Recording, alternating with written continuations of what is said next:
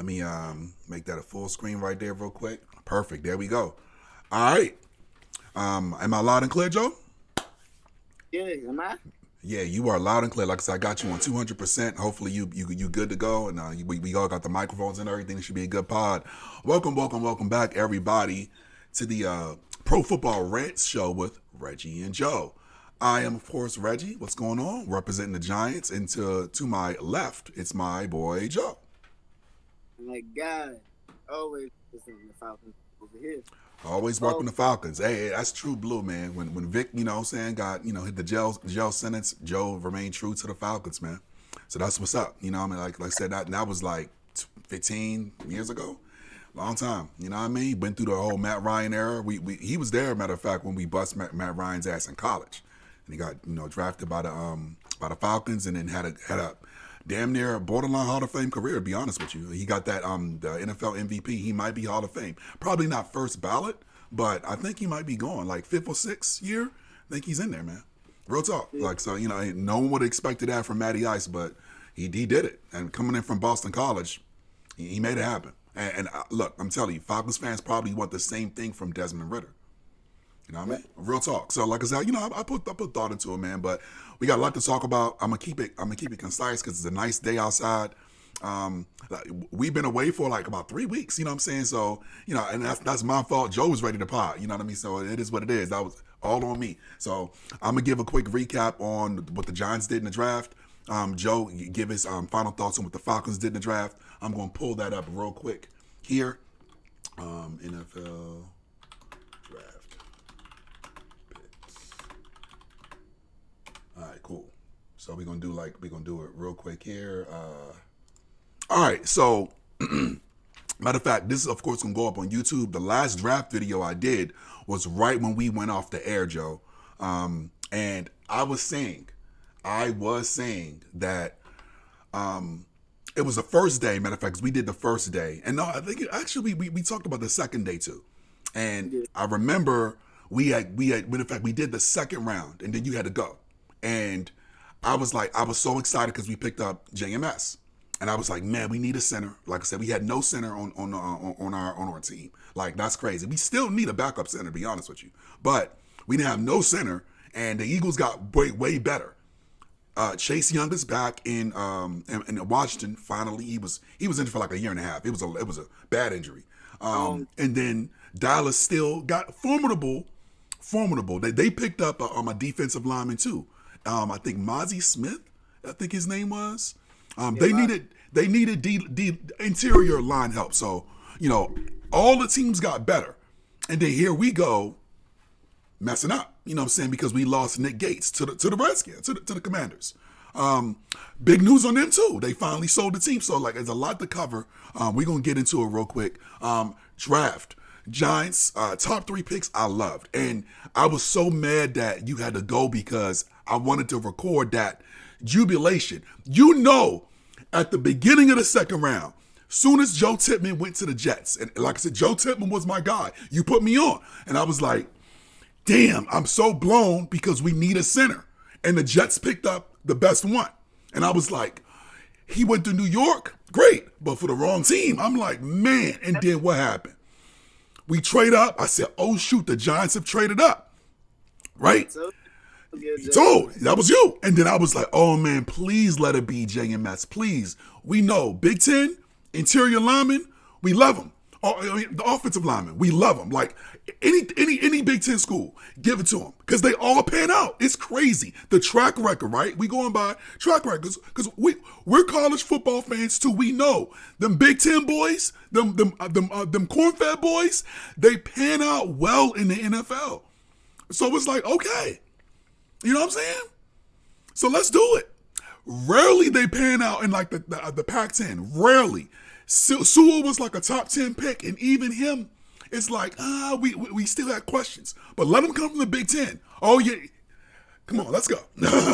Give him to him. So, that one, coach.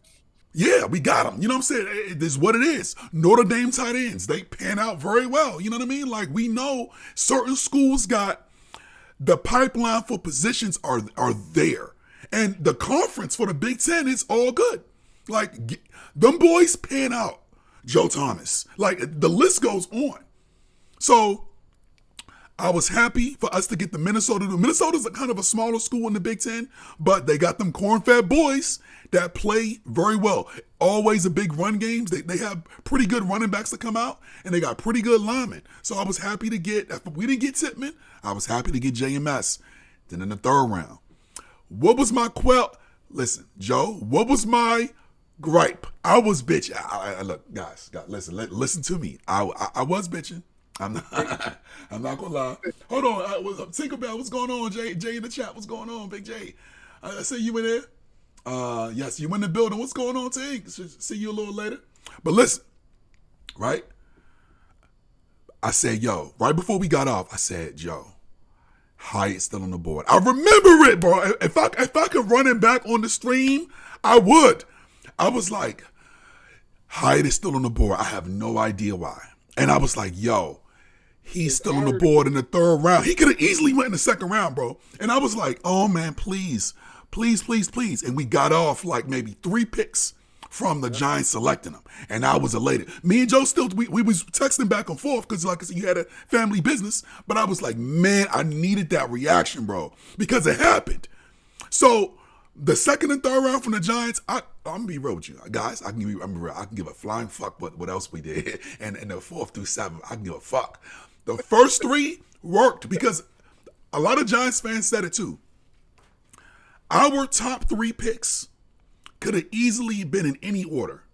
If we went high in the first round, I'm cool. If we went a JMS in the first round, I'm cool. We end up getting Banks, who looks like he's gonna be a stud. And then you get JMS and Hyatt, I'm straight. Now, all of them got their nitpicks. They got their quells. Hey, they're not perfect players. But to get those 3 for the Giants, what we needed, A draft. And then we get Gray in the 4th. So we get a backup running back too. I like it. He's one of them sleeper picks that Joe be specializing on. I like Gray. I'm like, oh, I wasn't looking for a running back, but just in case Saquon wants to hold out because he wants his money, he's healthy. We got Breida and we got Gray, and that's not the best. I'm not saying none of that, but you need depth. Teams like Philly, depth. You know what I mean? So it's like, look, we competing with that. We trying to be in the playoffs back-to-back years, and that's a tough ask. Not a lot of teams do it. That's being real. Like I said, I'm a humble Giants fan. We lack a lot of talent. And for us to be able to fill some gaps, I love Trey Hawkins III out of was it ODU, if I'm not mistaken? Or was it Hampton? I think it was ODU. I think it was ODU, right? 6'3", 195. I like it. So I'm like, okay, cool. Look, our cornerbacks were god-awful last year. Because Adoree', he's not a number 1. He wasn't a number 1 coming out of USC. I told Joe about it. We was talking. He's never been a number 1. He's never been. He doesn't get a lot of picks. He's just okay in coverage at best. And he's got some speed to him. That's it.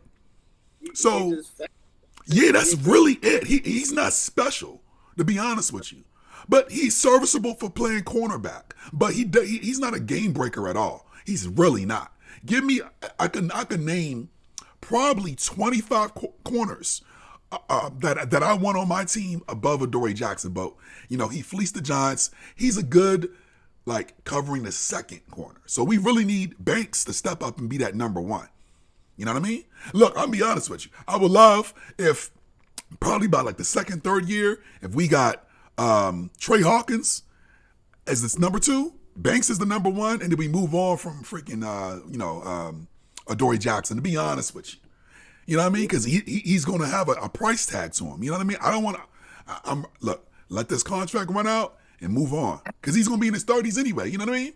So, but I love the draft. I want to give you some space. I know I had a lot to talk about. How do you rate your draft picks, man? And let the chat know what your draft picks were. All right. Our first 3 picks was Bijan Robinson at 8, Matthew Bergeron in 2nd, and was it Zach Harrison in the 3rd? So yeah, Zach Harrison, the edge rusher from Ohio State, he was in the 3rd.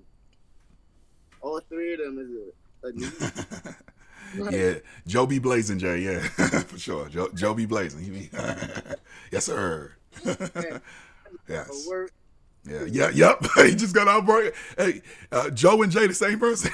Get off and it's yeah. Lighten it up. But go ahead, Joe. Go ahead. But yeah, like all three of them was a solid ass pick. Like Bijan, we gonna use him everywhere.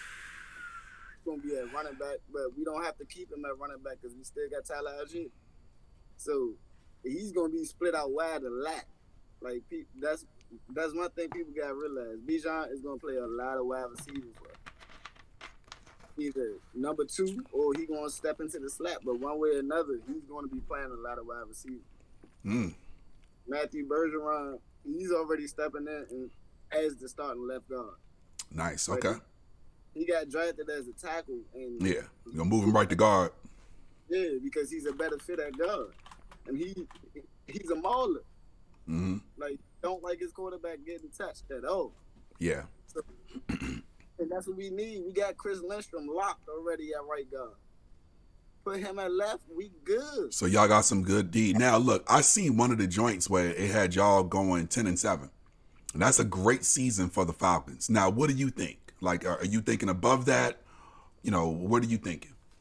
That's actually around where I got him. 10-7. Really? Okay. You said what?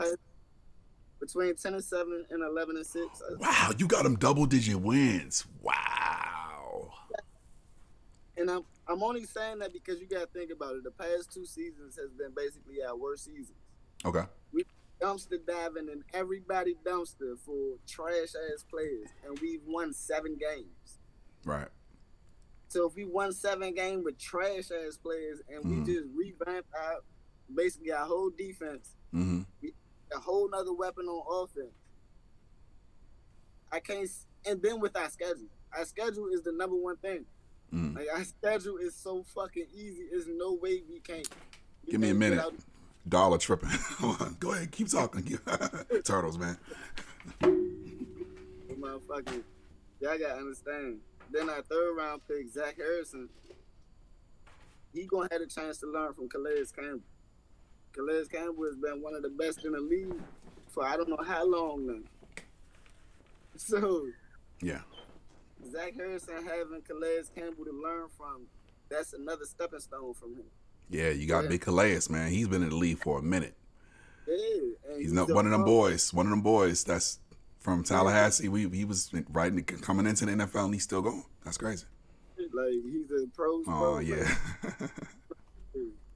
So I can't complain. Probably one of my favorite picks was our 4th round pick, Clark Phillips, the corner. Yeah. I know you like Clark. Yeah. You was high on him. Yeah. Like, buddy gonna be nice. He really don't have the size at 5'9", but at the same time he don't play at that size. Like, yeah, it's certain guys play bigger than what they really are. Yeah, you was mentioning the stud corner in the first round plays way above his actual size. What's his name? Witherspoon, right?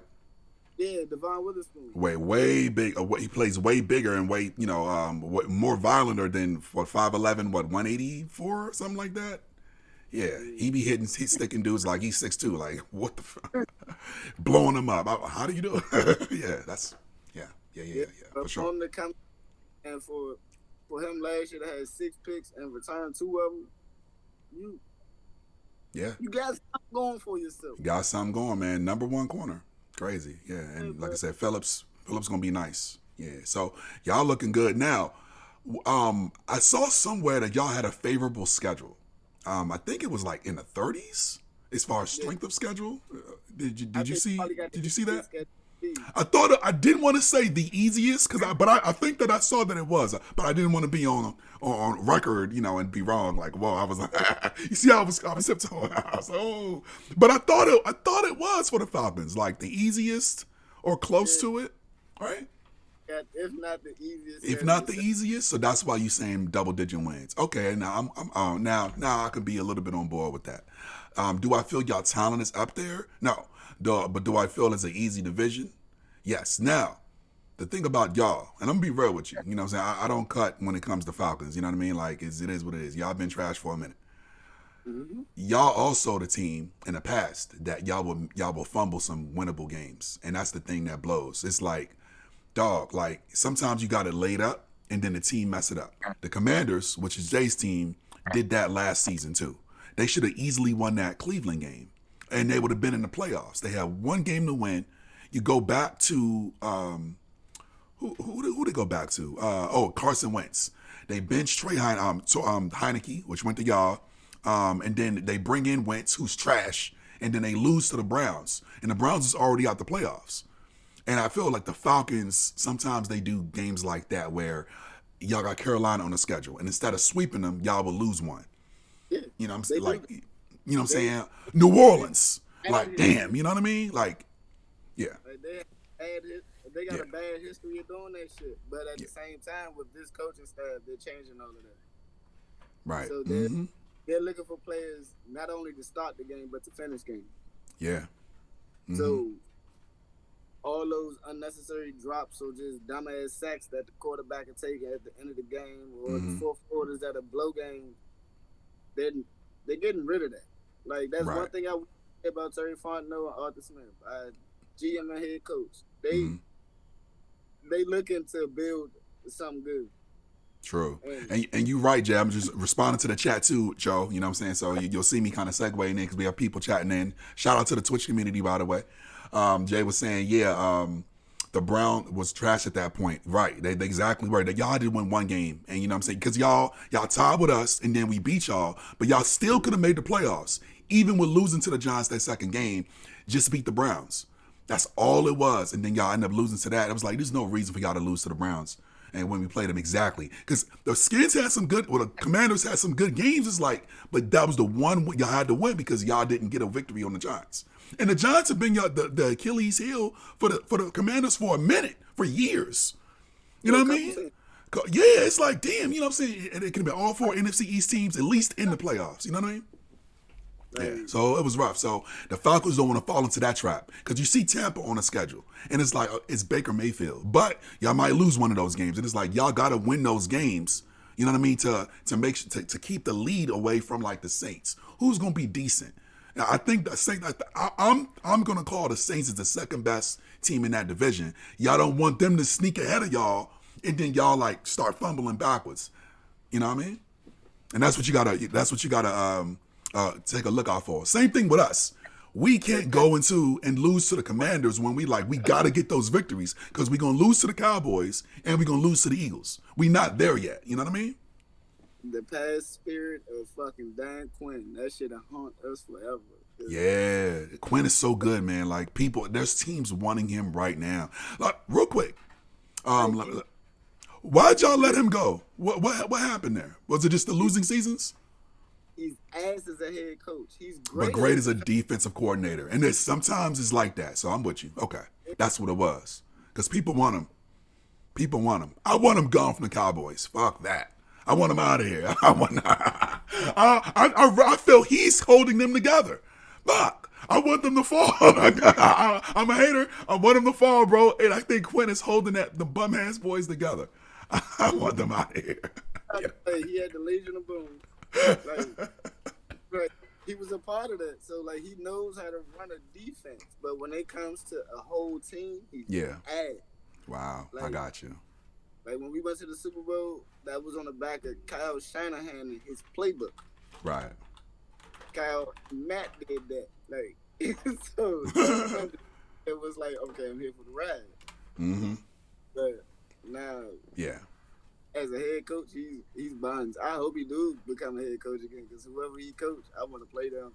I'm thinking like this. I'm thinking that now that he got some good experience with Dallas, I'm thinking he may rebound and be, put the tools in place to actually be a decent coach. That's what I'm thinking. I'm thinking about that because I want him to get away from the Cowboys because I think it's going to implode. Like, I really feel they will be last in the division if they didn't have Quinn. Yeah. If he has another offensive coordinator like Kyle Shanahan, if he become a head coach, then he'll do it. Okay, I see what you're saying. Yeah, you gotta pair it up. Yeah, I'm with you. He can't do it himself.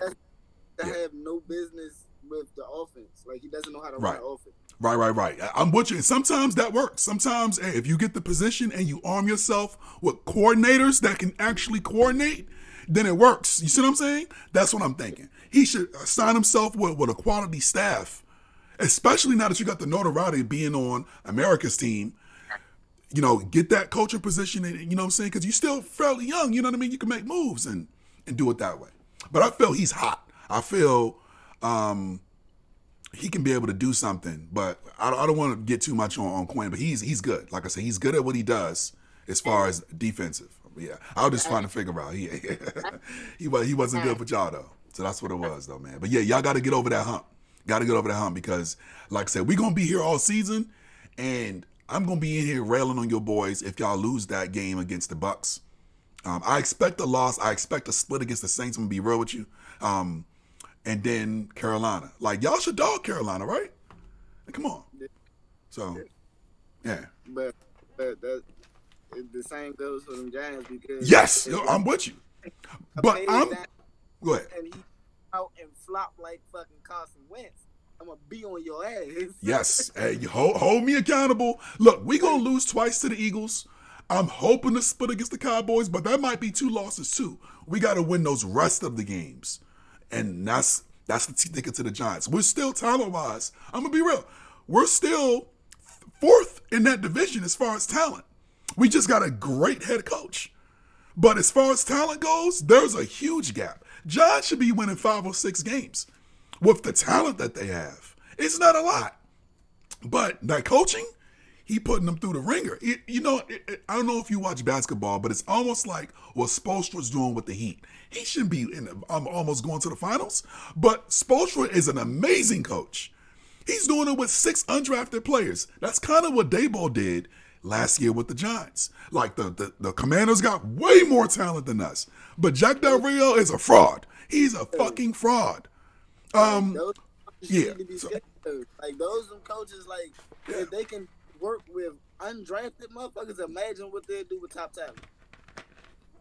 Imagine what Brian Daboll would do with top talent. Facts. Because it was no way possible. Yeah. We was on practice squad bum receivers making plays. And we talked about it. There's no way those receivers should have been doing what they was doing. No way. Richie James converted on 4th and 9 against the Commanders. We had Elijah Wilkinson. Del Rio should have been fired for that. He's a practice squad player, literally. How do you make him convert 4th and 9? All right, bro. If they win that game, they go to the playoffs too. So, hey, man. But you're right.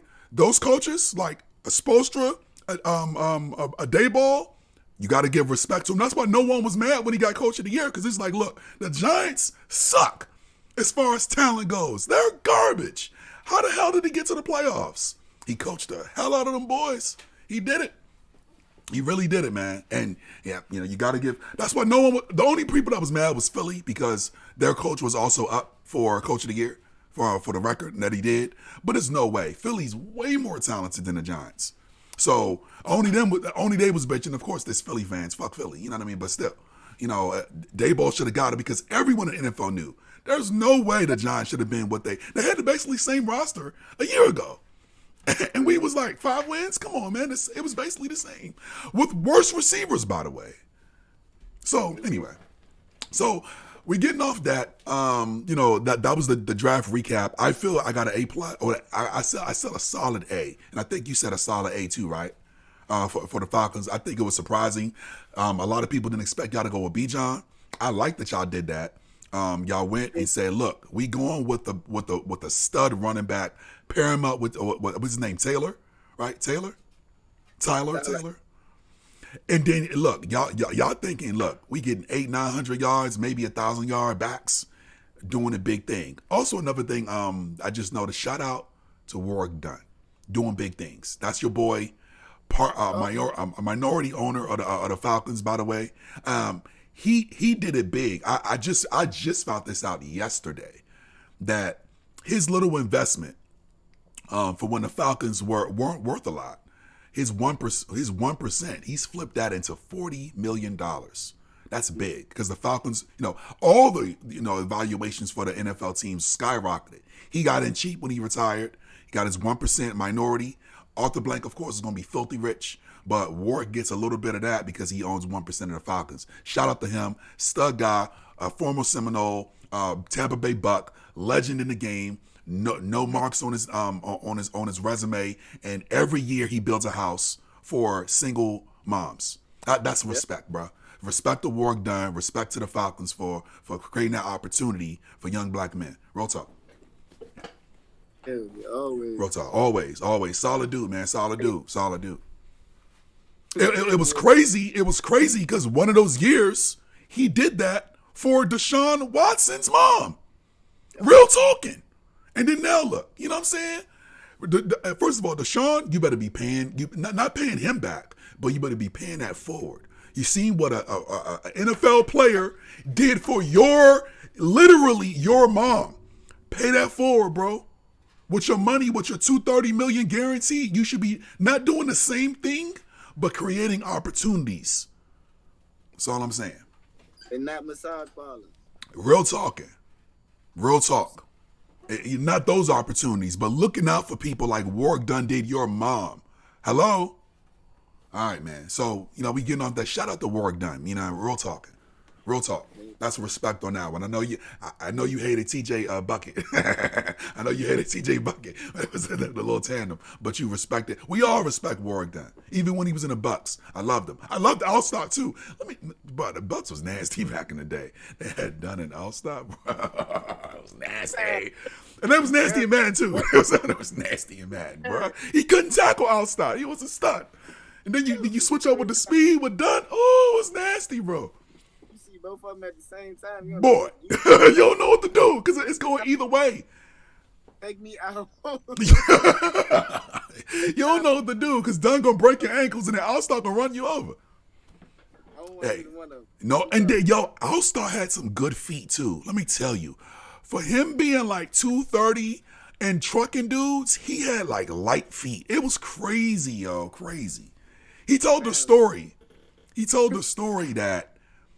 He was known for the big shoulder pads, right? The neck pad. And he told the story that how he was such a violent runner, but he never had concussions. And he told the story. He was like, he had his helmet actually padded with concrete. It was a thin line of concrete in his helmet, custom. That way, he'll protect his cranium. That way, you don't see him with no CTE, no nothing. And he would ram dudes. Concrete saved his ass. And that's a true story. You didn't know that. Yes. Mm-hmm.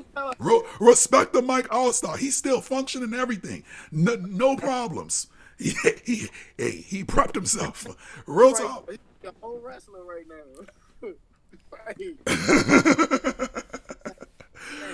Yeah, real talking, man. Real talk. I love seeing kind of players like be able to have fruitful careers like Pat McAfee. And real talk. Another thing about Pat McAfee. Because he's a shit talker, one of the best punters in the game. Listen, fuck's heavy with Pat because he created his own lane. Look, he created his lane where he started on YouTube, right? I remember the first episode, matter of fact. He started on YouTube. He now makes more money than every person on ESPN. Way more money. There's Stephen A. Smith, who's the makes the most money on ESPN. He makes like 3 times that amount. And now his show is going to be simulcast on ESPN. Hey, it was perfect, bro. Like, you can't. Nah, you can't. You gotta respect him. You gotta respect it, bro, because he did it his way. He said, I'm going to stay on YouTube, and they going to want me in a couple years. And it worked, bro. And I remember when Stephen A. was talking mad shit about him when that first thing started. Jalen Rose, mad shit about him. Now look. Now they want my fan base so much they put me on your network. Big dog talking. I got my own. I'm doing it with my boys. And I'm getting that DraftKings money. I'm getting that sportsbook money that y'all can't get. Boy, let me tell you, crushed them. And we seeing it live in real time, bro. It was excellent. All right, man. Beautiful, beautiful, beautiful, beautiful, beautiful. And, you know what I'm saying? Just speaking your mind, man. And, you know, Pat was getting drunk. And, WrestleMania, he he showed up to WrestleMania, bro. Man, so he got the WWE bag. He got his own bag. And now he got the ESPN bag. He got the radio bag from Spotify. Man, I'm telling you, man, it's all by just doing just what we doing right here, man. But he did it his way. I love it.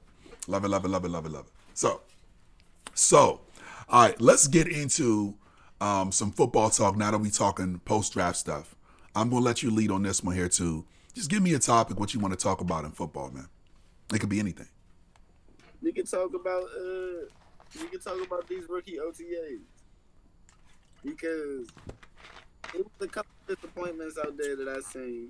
Okay. I ain't going to complete disappointments, but okay. Yeah, like when the rookie camps first started, my man Jameer Gibbs, like he sat out for like the first day or two. And okay. I know that's your man's. Yeah, like what you doing? Is it about the contract? Because not all the first round rookies are signed yet. Nah, it's not that. Okay. I think he had tweaked something like a hamstring or an ankle, so it was safety precautions, but still. Okay. Like, yeah. He can play for this, so. Yeah. But no, like I said, I know that's your boy. Yeah, but shit. Other than that, I mean. You'd have been excited if y'all got him. I know that you'd have been you'd have been probably more excited for him than Bijan. Yeah, I know you know his people, so yeah. But I'm cool with Bijan because you gotta be. He the best running back by far, bro. Gibbs is way behind him, by the way. People try to make it close. Nah, bro. Bijan is a stud. Stud, bro, stud. That's how you Bijan. Bijan is the real deal, bro. 1,000 yards. Like Bijan. And like 600-700 yards receiving. Let me tell you, Bijan, yeah. I'm telling you, yeah. He's the best running back that's came into the NFL since Saquon. I'm going to put it out there just like that. Like talent-wise, Bijan was cooking at Texas. Y'all got him. You know what I mean? Cooking boys, bro. All his years there, like cooking. He's the real deal. So y'all got him. Y'all got one. Y'all definitely got one. I'm telling you that. You know, Gibbs was nice, but remember Gibbs had to also transfer to Alabama, so he had some tribulations to get to. You know what I mean? Bijan was like day one, I'm that dude. A little different. Yeah, he was that dude at Georgia Tech too. Like, don't get me wrong. Like, he was really that guy at Georgia Tech. It's just he wanted a better shot at getting a championship. That was his main reason for transfer to Alabama. That, and he got a little bit more spotlight. A lot more. Look, let's see. We not gonna do it, y'all. Know that's your boy. So let me cook. He ain't getting no damn spotlight at Georgia Tech. They not even the best in their city. They not even the best school in their city. You want me to do it? You want me to? I'ma read it, bro. We'll do cookie cutter here, bro. Nope. I seen Pat McAfee talk his shit and get the bag. I'm not cookie cutter. We not gonna do it. We not on ESPN. Fuck yeah, bruh. I'm not gonna do it. I'm not gonna do it. Georgia Tech and Alabama. Georgia Tech and even Georgia. Georgia Tech and even Spelman. Georgia. We're not gonna do it, bro. Okay. Anyway, that's how the Georgia fans. Georgia Tech like second, like third tier. That's not happening. They gonna go the fuck off. Yeah, bro. Yeah. Listen, bro. It's not happening, bro. Yeah. He did go to a running back school, but still, it's still hard. You gotta go off at Georgia Tech to get drafted at running back where he went. But you transfer to Alabama and show that you can keep up with those blue chippers. Oh yeah, you getting drafted, bro. And you going first. He went, I'm going to be real, he went way above where people had him selected. People was thinking Eagles at 30, I think 31. Yep. The man went in the middle of he went way above it. And it's not going to be bad because you're going to a crazy offense. Listen, Detroit's going to the playoffs. I'm Break it down because I don't think some people understand. Yeah, like they nasty, bro. Like you buy in to Dan Campbell's crazy ass. Good coach, proved a lot of people wrong. They're way less fraudulent than punk ass Minnesota.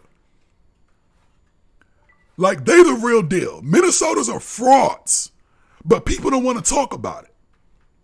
Let's bring Rico on. I want the smoke. Because I'm a land-based them. I want him to see it on Facebook. He'll be able to get on real soon.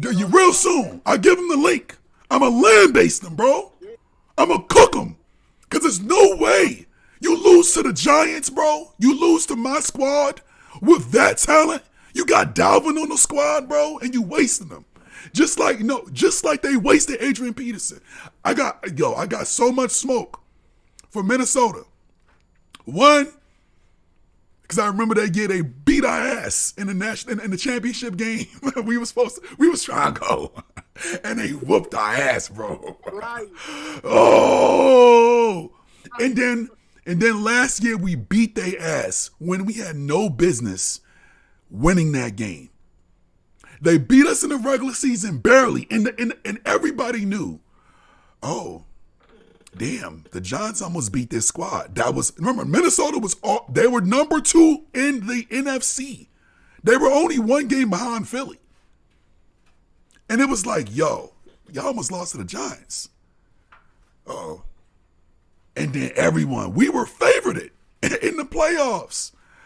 Man, I got smoke for Minnesota. And shout out to Jay Jettis, stud. Shout out to Dalvin Cook, stud.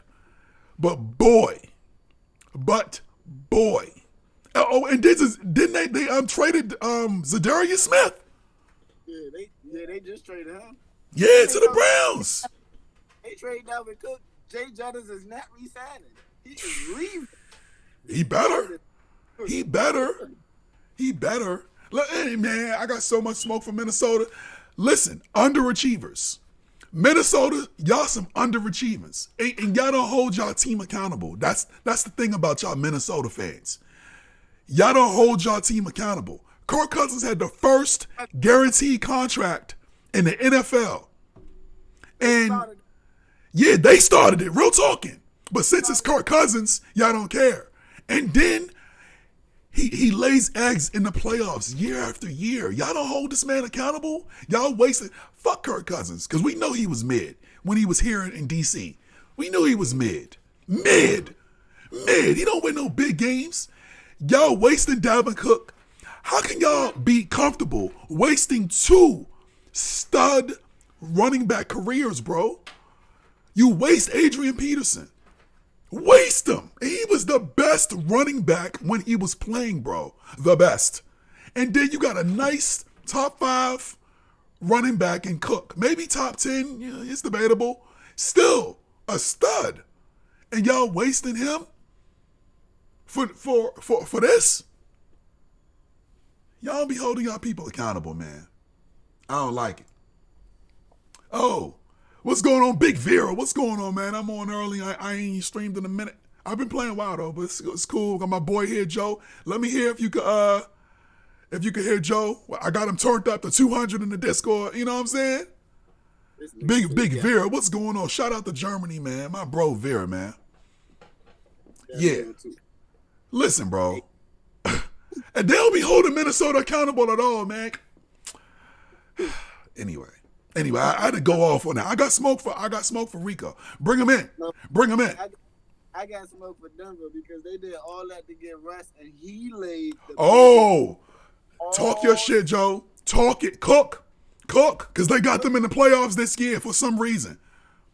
What the fuck was that? Like, didn't they just trade Cortland Sutton? Nah. It was reports that they traded him to us, and I was geeking. But okay, they didn't. Okay, all right. I'm about to say. Bro. Cortland, Drake, and Kyle Pitts. Oh, nasty, bro. 12 wins. Cortland's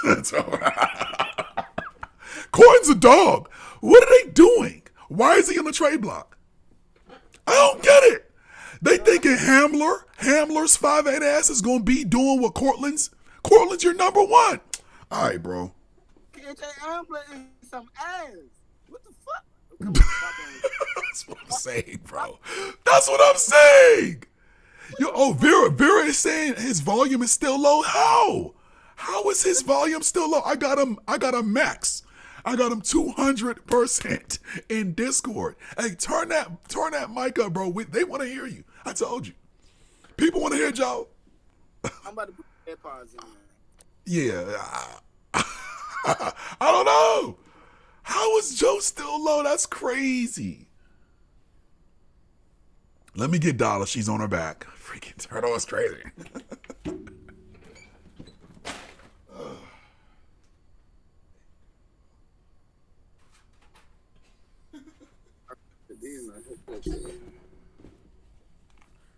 I'm gonna start chanting Joe in real life. You stupid, Vera.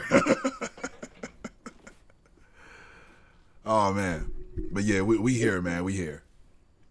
Oh, you know what, Joe? If it keeps going like this, I'm just gonna get you one of these, and I'll just have it shipped to your house. You'll get it in like 3 days.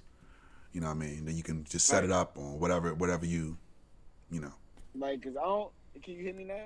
I can hear you fine, but we want the audience to be able to hear you. That's the thing. I don't have a problem hearing you, but I want them to be able to hear you. Yeah, it's crazy. I didn't know your volume was still low. You sound great. Vera is saying he's like a third of my volume. That's crazy. I'm thinking maybe your mic has to be like more up here, and I know yours is maybe on the floor or on your desk or something. It's right there. Like I think maybe you gotta hold it or something. I don't know. Maybe try doing like that. That's what I'm saying about getting you one of these, and that way you don't have to hold it. It could just be right there, and you just talk into the mic. Because you sound fine to me. Yeah, it's right there. Literally, like right here up underneath me. Like I'm on it. No, Vera, that's what I'm saying. He's turned up to 200% in Discord. Like I did that before we started. What was I saying, Joe? I was like, look. The people want to hear you. Like, this is the 6th episode. They need to hear my man. Yeah. But go to... No, I did. I went to settings. Like, literally, I went to settings. Look, I'm going to show you. Because this is Discord right here. Look. User volume, 200. You see? 200%. He's right there. No, not that? Okay. All right, wait. So, it might be something else. So, let's see. And increase the output device. Okay, all right. Let me go in here in user settings, video. You said output? Let's do that. Okay, like right there? Okay, cool.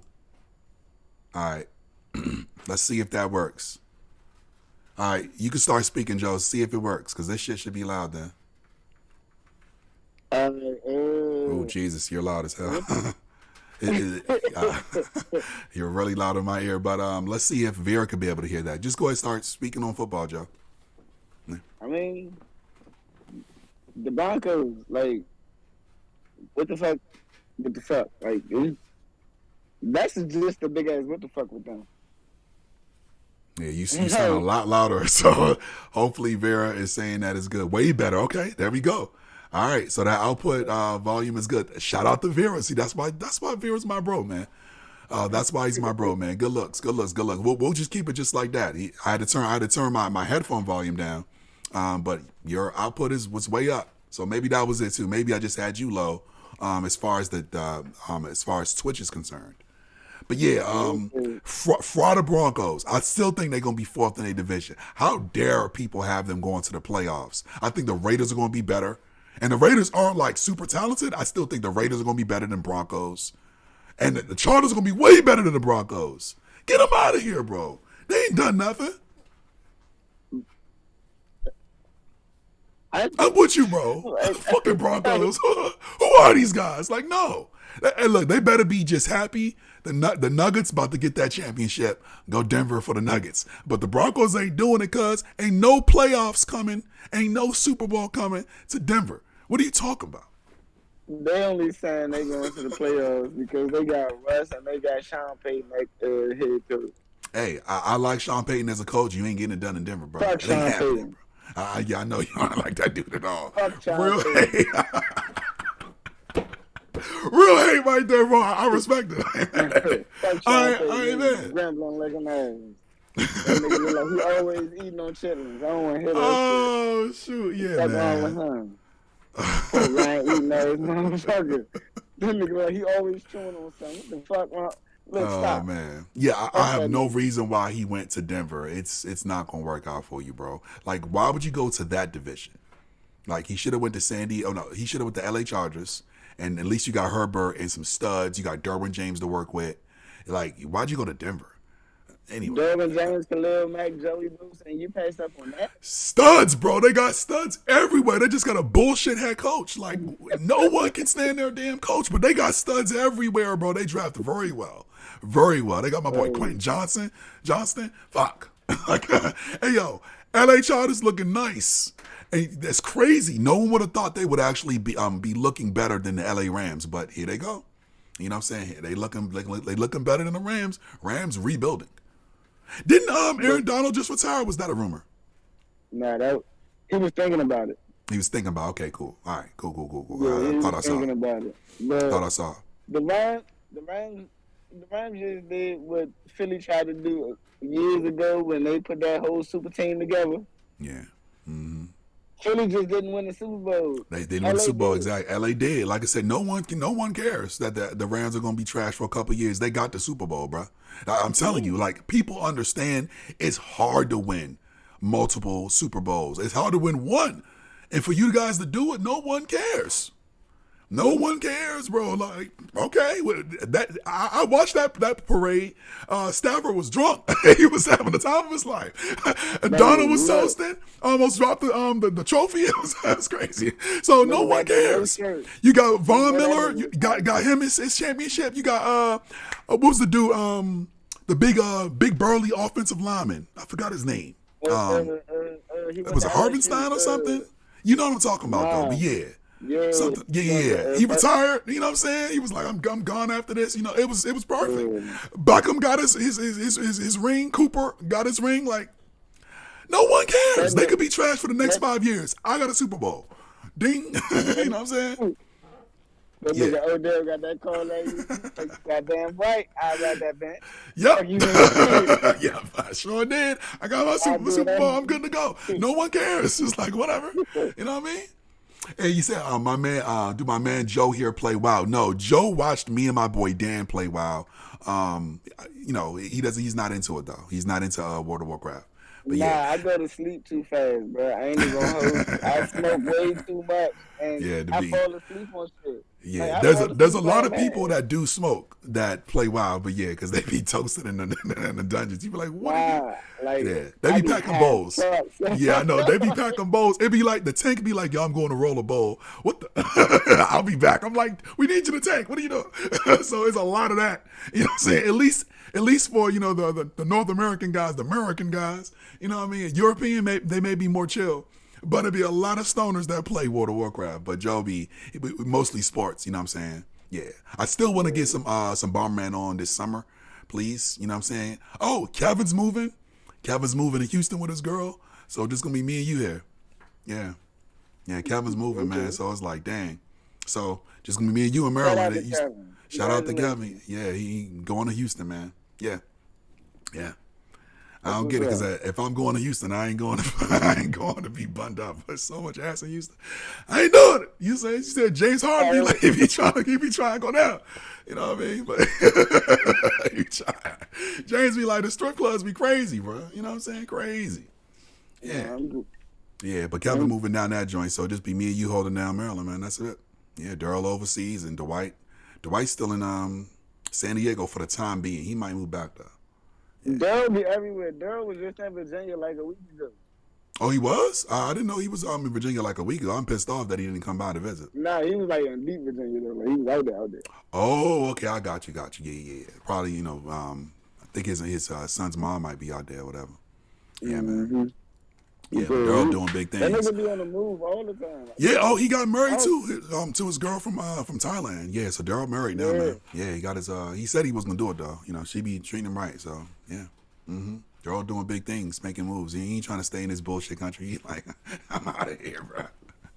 That's that Yeah. nigga left. He's like, oh no, I won't go I'm back. not coming back. He's this ghetto over Oh, this joint. I'm gone. who Daryl, got that? he really said, he was like, it's so ghetto over here. It's like I'm not coming back. He was blown when he hit me when he came back. He was so mad.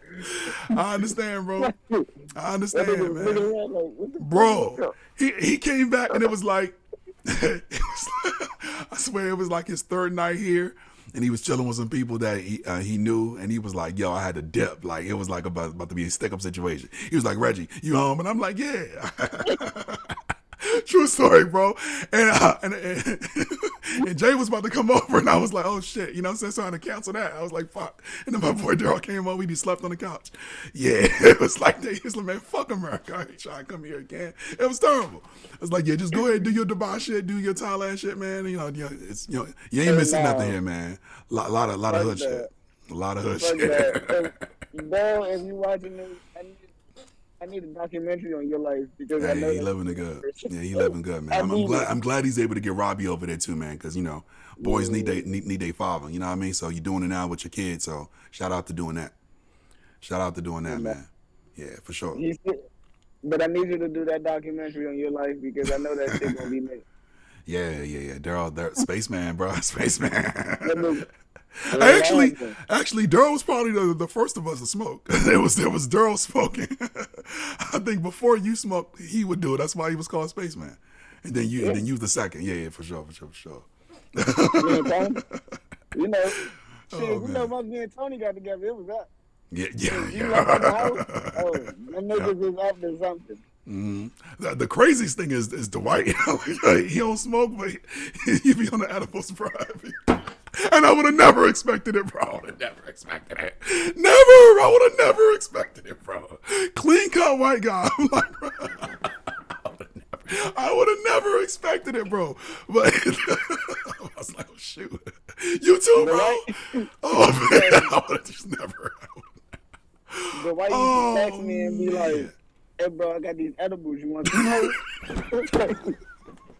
Like, Facts, what the fuck bro. are you doing with edibles?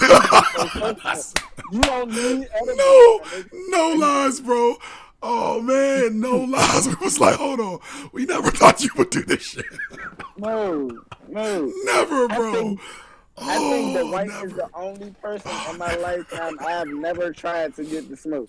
Oh man, for me it would be him and Kevin because I know Kevin is straight laced. He don't drink, he don't smoke. But I thought Dwight would be. Nope. No. Oh man, I was like, the white hat because I didn't want to see the white hat because the white is already the white that nigga sober. Yeah, Dwight. And then I seen the white off the Remy Red when we was little.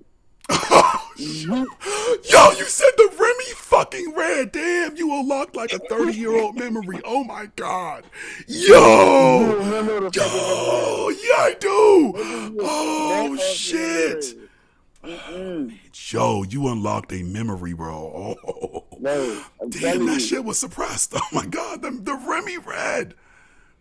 Hell no, that shit was never suppressed with me. Oh man, yeah, yo, the Remy Red. I don't even think they make that anymore, bro. Like, I haven't seen that in 30 years, bro.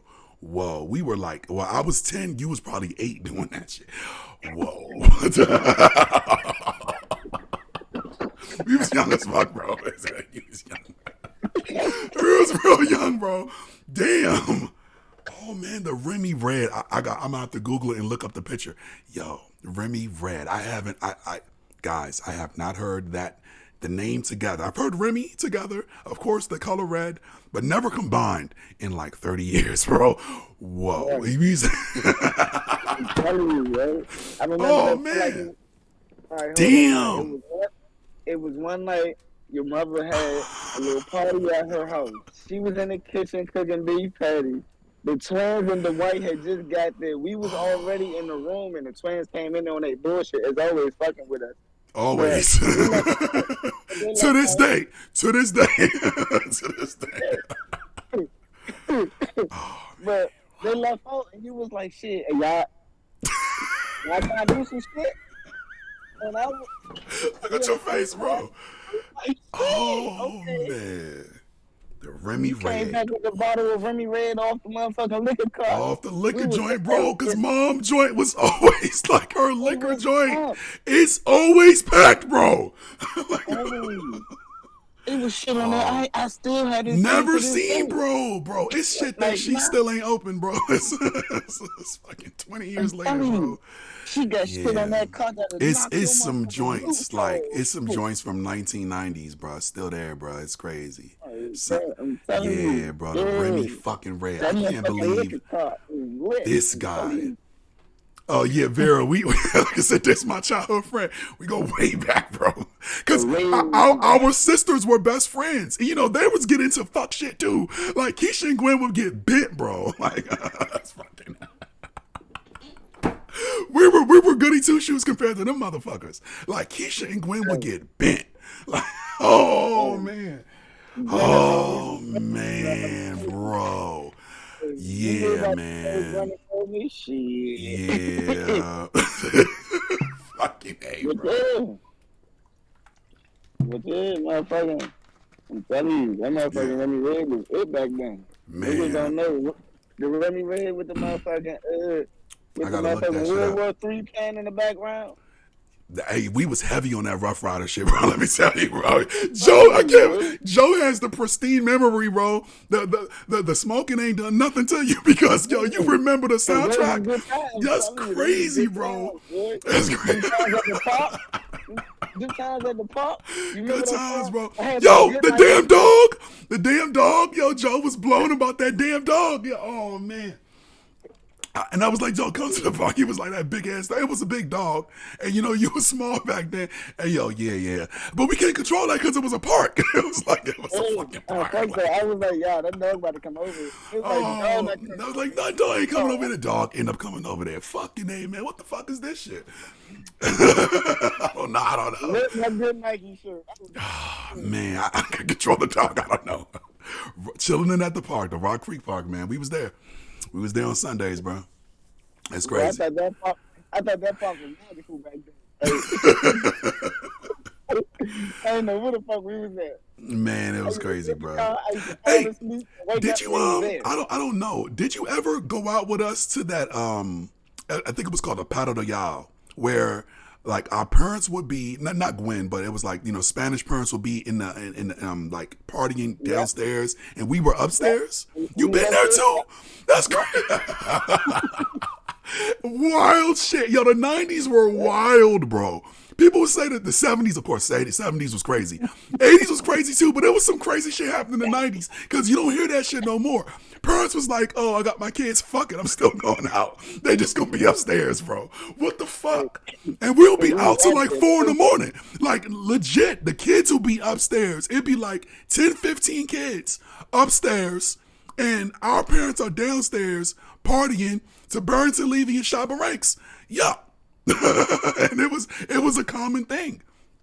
I thought that shit was normal. It was normal to us. It was normal, bro. Oh man, crazy. This is thought. I was like, maybe Joe did come out to one of those because I know Dwight was there, and I was like, yo, but yeah, you remember the shit too. I remember that. I had a beef patty when we first walked in. Because I got a beef patty from mine after we left the motherfucking park. I was geeked up. And when we got there, went to the joint, man. And we would go. Yep, the pot of the y'all, man. It's legendary shit, bro. Legendary shit. Our parents like, we go and party. They old now, but listen, they used to fucking party, bro. And we was right there with them. They was like, fuck a babysitter. Just gonna be upstairs. It's genius because I swear these parents now would love it. they would fucking love that. You know how much money that little ass. Yo, let me tell you, bro. What? They had the little Pac-Man arcade joint right there. I'm telling you, the little flat top Pac-Man arcade, not the little box joint, the little flat. They had that. Part of the y'all right there in DC. It's probably still not there no more, but. That was the Spanish spot. That was the Jamaican spot. And right upstairs, all the kids would be upstairs. And then as the parents trickled out, they'll come get their kid and leave. Yeah. 4 in the morning. 4 in the morning. True story. But, Like, we not making this up. Like, this was legit thing. Some days Gwen knew I wasn't coming home. Nope. Nope. She didn't even ask no questions. Yeah, he ain't coming home. He went to the park with Reggie and them. Yep, and they out. They out. There's been parties at mom's house that went till 4 in the morning, probably later. Now I could say 4 in the morning. That's early. 5, 6 in the morning. Yeah, like Panamangs with those like late parties, bro. They get started at like 1 in the morning and it ended like 5, 6 in the morning, bro. We was there for that. We was kids there for that shit. Crazy shit, man. Stop cooking till like 2. Yeah, the real talks. The food's there. Food's there, bro. The food will True be stories. True stories. I know we were supposed to be talking about football, but Joe unlocked some memories with the Remy Red. Holy shit. Like, that's crazy. Remy Red, what the hell? Damn. I wasn't ready. Yeah. I'm telling you, man. That's crazy. Now there's rappers called Remy Red. That's right. I was like, I Googled it. I was like, who's this chick? Yo. Oh, man, Remy Red. Holy shit. There it is. Holy crap. There is the... I have not seen this fucking bottle. Yeah, I thought it was a figment of my imagination. No. It's from Remy Martin. Remy Red. And we used to sneak this fucking bottle and drink this shit. Like it was Kool-Aid. I am, yo, because it's red like Kool-Aid. Damn. That's crazy, bro. It's really there. Remy Red. I am shocked. Vera, I know you don't know nothing that we'll be talking about. But I know you got your childhood friends. And if you could recap with them, you know, at a later stage in life, you're going to be laughing just like this. I got a laughter headache. Yo, that Remy Red blew my fucking mind, yo. Holy fuck, I forgot about the Remy Red. Damn. Dude, that was the time. Oh, shit. It's in stock on Amazon. You know I gotta buy a bottle. I gotta do it, Joe. We doing Remy Red when you come over, Barry, man. Fuck it. What the fuck is this shit? Oh, you done fucked up now, bro. Oh, shit. What the fuck? They still make this shit. I thought it was done. Yo, oh man. That's crazy. Yeah. Remy fucking Red. Yeah, no, it was, yeah, no quills about that shit, man. But let's get back on football. What the fuck? We just went down a whole rabbit hole. Crazy lives we lived, especially with these damn parents. Because I remember my first introduction to marijuana, not me smoking it. It's me being around it. I fondly remember. Like I said, I told you this a couple weeks ago, Joe. It was Gin and Juice, because Doggy Style just came out. 1992, 1993. Mortal Kombat. We in Gwen's living room, me and Joe playing Mortal Kombat. Fatalities. It was on Genesis because we had the blood. And Gin and Juice playing not Gin and Juice, but it was Doggy Style playing in the background. Facts. Gwen in there blazing doing his thing. I remember. You had a little dog running around. I remember. Yeah, man. What was the dog's name? Was it a dog or a cat? I think it was a dog, but was it a dog or a cat? Back then I had a dog. It was Mickey. There you go. Yep. Yep. Yeah. Yep. That dog running around and me. I'm over Gwen house playing Mortal Kombat because Joe had it on the Sega. Facts. That little room was when that Mortal first. The niggas found out that I had it around, so everybody, bro. Because I'm telling you, that was the game, bro. We and that's at that time you would go over people's house to play certain games. True story. Yeah. You don't do that too much now. You would go over people's house. He was like, "Oh, you got X, Y, and Z? I'm coming over there to play that." Real talk. Yeah, real talk. That's exactly what we did. Yeah. If you talk shit, you was right next to the motherfucker, so you can get smacked. Yep. Mm-hmm. Nowadays, you yeah. You can talk about the shit you want and get up and go to sleep. Yeah. Like, nah. Yeah, some wars in Mortal Kombat, man. That's crazy. It's crazy because I remember the certain people that had certain games. It was one dude.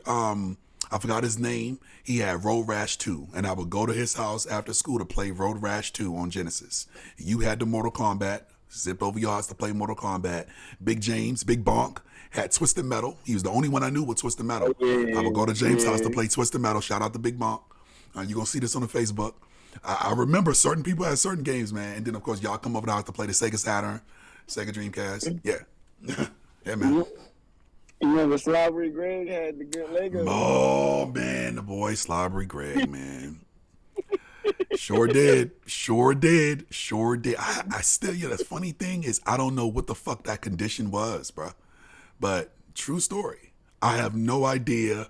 I'm not even trying to laugh. I'm not trying to be disrespectful, bro. I've never met anyone else with that condition. Not even the nastiest girls with the sloppiest head have that condition, bro. What the fuck? That was, all right, bro. See? Joe, look, the vein in your forehead is strong. We not doing that. I don't know what that was, bro. What? See? Joe, see? You wrong. You foul. Party foul, bro. Take 2 shots. God looking at you, bro. God looking at you, and it's not, he judgy right now. I ain't doing it. I ain't laughing. Straight face over here, because I don't know what that was. None of us knew. We were perplexed, bro. How the fuck? I'm back. I'm back. Listen. Everybody trying to steal Legos. Everybody at one point in time tried to steal that man Legos. And he knew. He always knew. Shout out to his mom, because I've been up his house multiple times. She was a sweet lady. I don't know what the fuck and why. One, he would let people steal his Legos. But I remember Dwight's hungry ass, because Dwight used to be fat. So let me tell you about my cousin real quick. Shout out to my boy. People don't know now because Dwight's in shape. But Dwight used to be a fat little kid, bro. Yeah, he used to be a fat little kid, and he was always hungry. So listen, I remember he had this, we called him Mega Duck. It was like a 4-armed duck action figure. He was the only one in the South that had the shit. We don't know how the fuck he had it. But Tiata, shout out to Tiata, because Tiata used to lace Dwight with all the shit. Like, he had the finest clothes. He had all the Ninja Turtle set. He had, like, literally, he had the fucking turtle compound, nigga. He had the motherfucking turtle convertible. he had everything. He had the blimp. That was hard to get. The blimp was hard, bro. He had that. Anyway. He traded it. He traded the Mega Duck, the 4-armed duck. It was like a red and orange or some shit like that, for Greg's hamburger from McDonald's. Mind you, these hamburgers were 59 cents back in the day, bro. I'm not lying. True story. Shout out to my cousin. He championed the hunger, but he was a fat fuck back in the day. Because I was like, you're going to regret this tomorrow when you're full. He was like, no, I want it now. I was like, bro, you're the only one with this Mega Duck. Like, what are you doing? What are you doing? You're the only one in Southview with this shit. That hamburger cost 59 cents. But we in the hood, and he was hungry, so yeah. Like, we could have walked down the hill and got one. I'm going to be real with you. Most of us didn't really have 59 cents to get it, so I understand why he did it. But still, bro, you could have kept you the hell going to the Mega Duck. Like, come on. Yeah, man. My man was hungry. That's the definition of hunger right there. He never let it go by. Hey, man, he thought it was a beastie deal. I was like, and Greg knew he was getting, that was the only time Greg got over on the motherfucker. Was that guy, that was that right there. The only time, because Greg was getting got for his life. But he got over on that deal. Damn, I forgot about that shit. That's crazy, man. That's crazy. Southview. Southview, bro. That was that. I can't believe this Remy Red is on my screen right now. I'm shocked. Let me look at the Discord real quick too, bro. Yeah, go ahead and get your food, bro. Sorry. Oh man, we were laughing and we kind of went off from football. We were just having a recap on life growing up. Oh, okay. All right. Let's get into sleepers. Let's get into sleepers, and we can just swing back on football. Shout out to all Safi folks that can see this on the Facebook, because we aired out some business too. But listen, it's all in love. You know what I'm saying? It's all in love. It's all in love. We had some fun times. Listen, let's get back to sleepers real quick. Who do you feel is going to be the sleeper for offensive rookie of the year?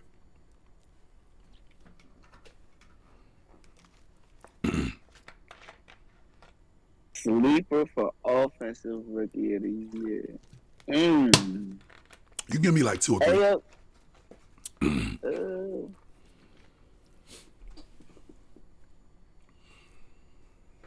I want to put Zay Flowers out there. But I don't think you can get enough touches. Yeah. That's my that's thing. what I was saying. Yeah. That's why Where he went, I don't think he with get enough touches. Yeah. Because I think Odell gonna be healthy.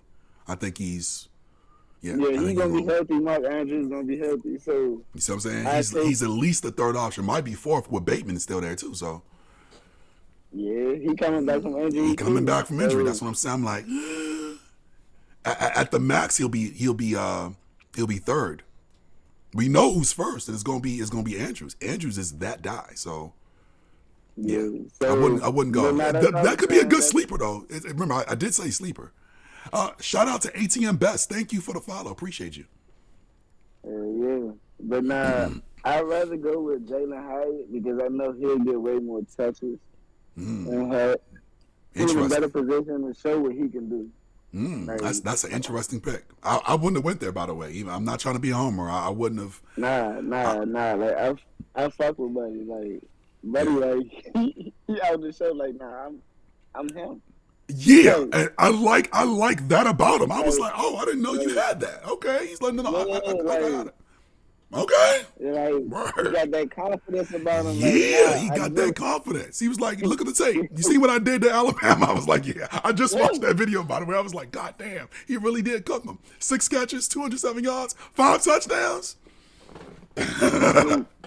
Now, he did get kind of clamped down when he played Georgia a couple weeks later, but he still had a nice season. And Biletnikoff winner, that means nation's best receiver. And then he had 15 touchdowns. That's what I'm saying. I mean, 5 of them was against. But there was the number 1 or number 2 team, right? At the time, right? Alabama was. I think they were. I think they were like number 1 or number 2. They always top 3. So I'm like, damn, you doing it?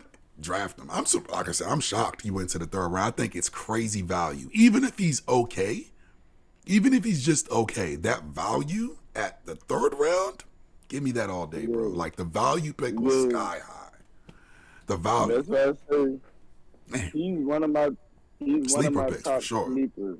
That's a great selection. I honestly wouldn't have went there, but yeah, that's crazy. I think it's going to. The Giants are Giants, man. My team. Oh boy, boy. The tight end from Detroit that Detroit drafted. I can't think of his name right now. Yeah, it's LaPlata. And I was thinking, I was like, we all wish they went with Meyer. Like, he better show something, because they should have just went with Michael Meyer. He got drafted 1 pick after that. I'm like, he's the better tight end. You select your Notre Dame tight ends. What are we doing?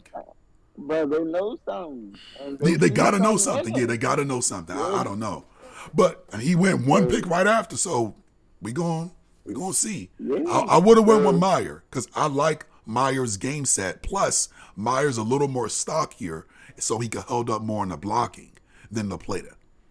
But we'll see. We'll see. I thought LaPlata was like a 4th round tight end, to be honest. Okay.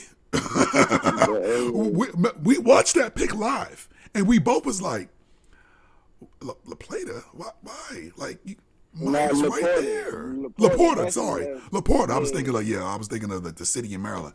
Laporta. But we both was thinking, we were like, why him there when Meyer's right there? What? I don't know. Because you was calling him Meyer.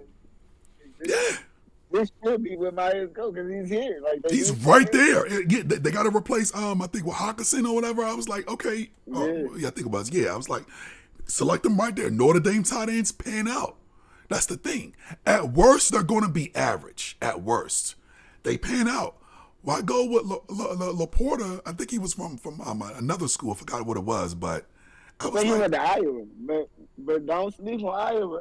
Yeah. You know, you're right. Iowa do got some talent. Noah Fant, they got another guy too. Iowa, you're right. Known for some tight ends too, they know that. I would say Notre Dame is a little more known for their tight ends. That's what I was trying to say. Notre Dame tight ends is top tier, but then like Iowa ain't too. They're coming up. Yeah, they're coming up. You're right. Yeah. We'll see. They know something, but I just would have went Meyer. That's all.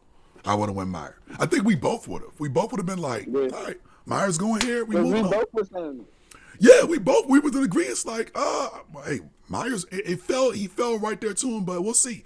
I like him in the offense. I just don't know about him. I know about Meyer. And I was like, look, you put Meyer in the offense, he 600-700 yards and a couple like 4 or 5 touchdowns. That's what you want from your tight end. You don't need too much because you still got Amon Ra, who's a stud. And Jameson Williams. Well, he's suspended for like 6 games, right? Because of the betting. I think he's suspended. Remember? Remember? Yeah, he's suspended, I think right? So. Yeah, he's suspended. Yeah, and plus he was injured all last season too, so he's not. He got all the talent in the world. He got injured, and then bonehead decision. Not looking good. Not looking good. I think he played a couple games at the end of the season. I think like the last. He came back. Okay, we'll see. We'll see. He was injured for the majority of it. No, he didn't. He only got 1 catch on the season. Look it up. Okay. Yeah, look that up. Yeah, look that up. Yeah. I like him in the offense.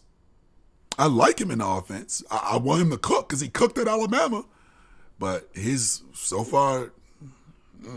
Calvin Ridley. There you go. That's another one. Like, hey, we'll see. We'll see. You know, we'll see. All right, so let me get to my sleepers and everything. I love your pick, Bijan. But that's not a sleeper though. Like he's expected.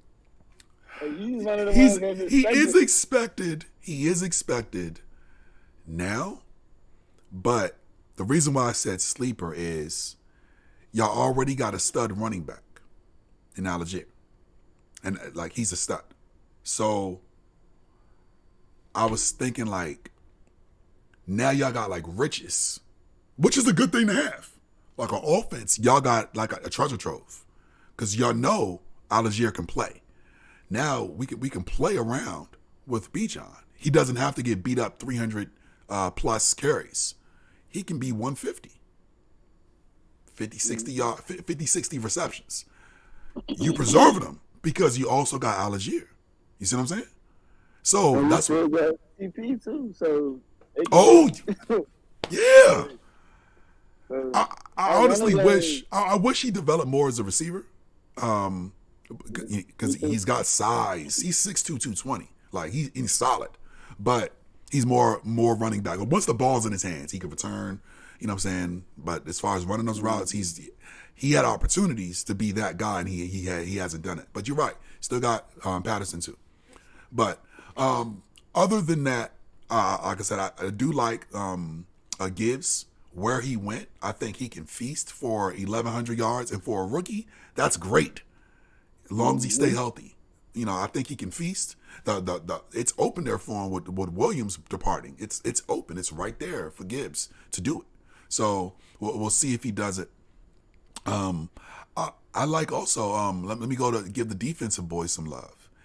I didn't like it at first, but Emmanuel Forbes for the Commanders, yeah, I like it. They need it. Yet it was a good fit.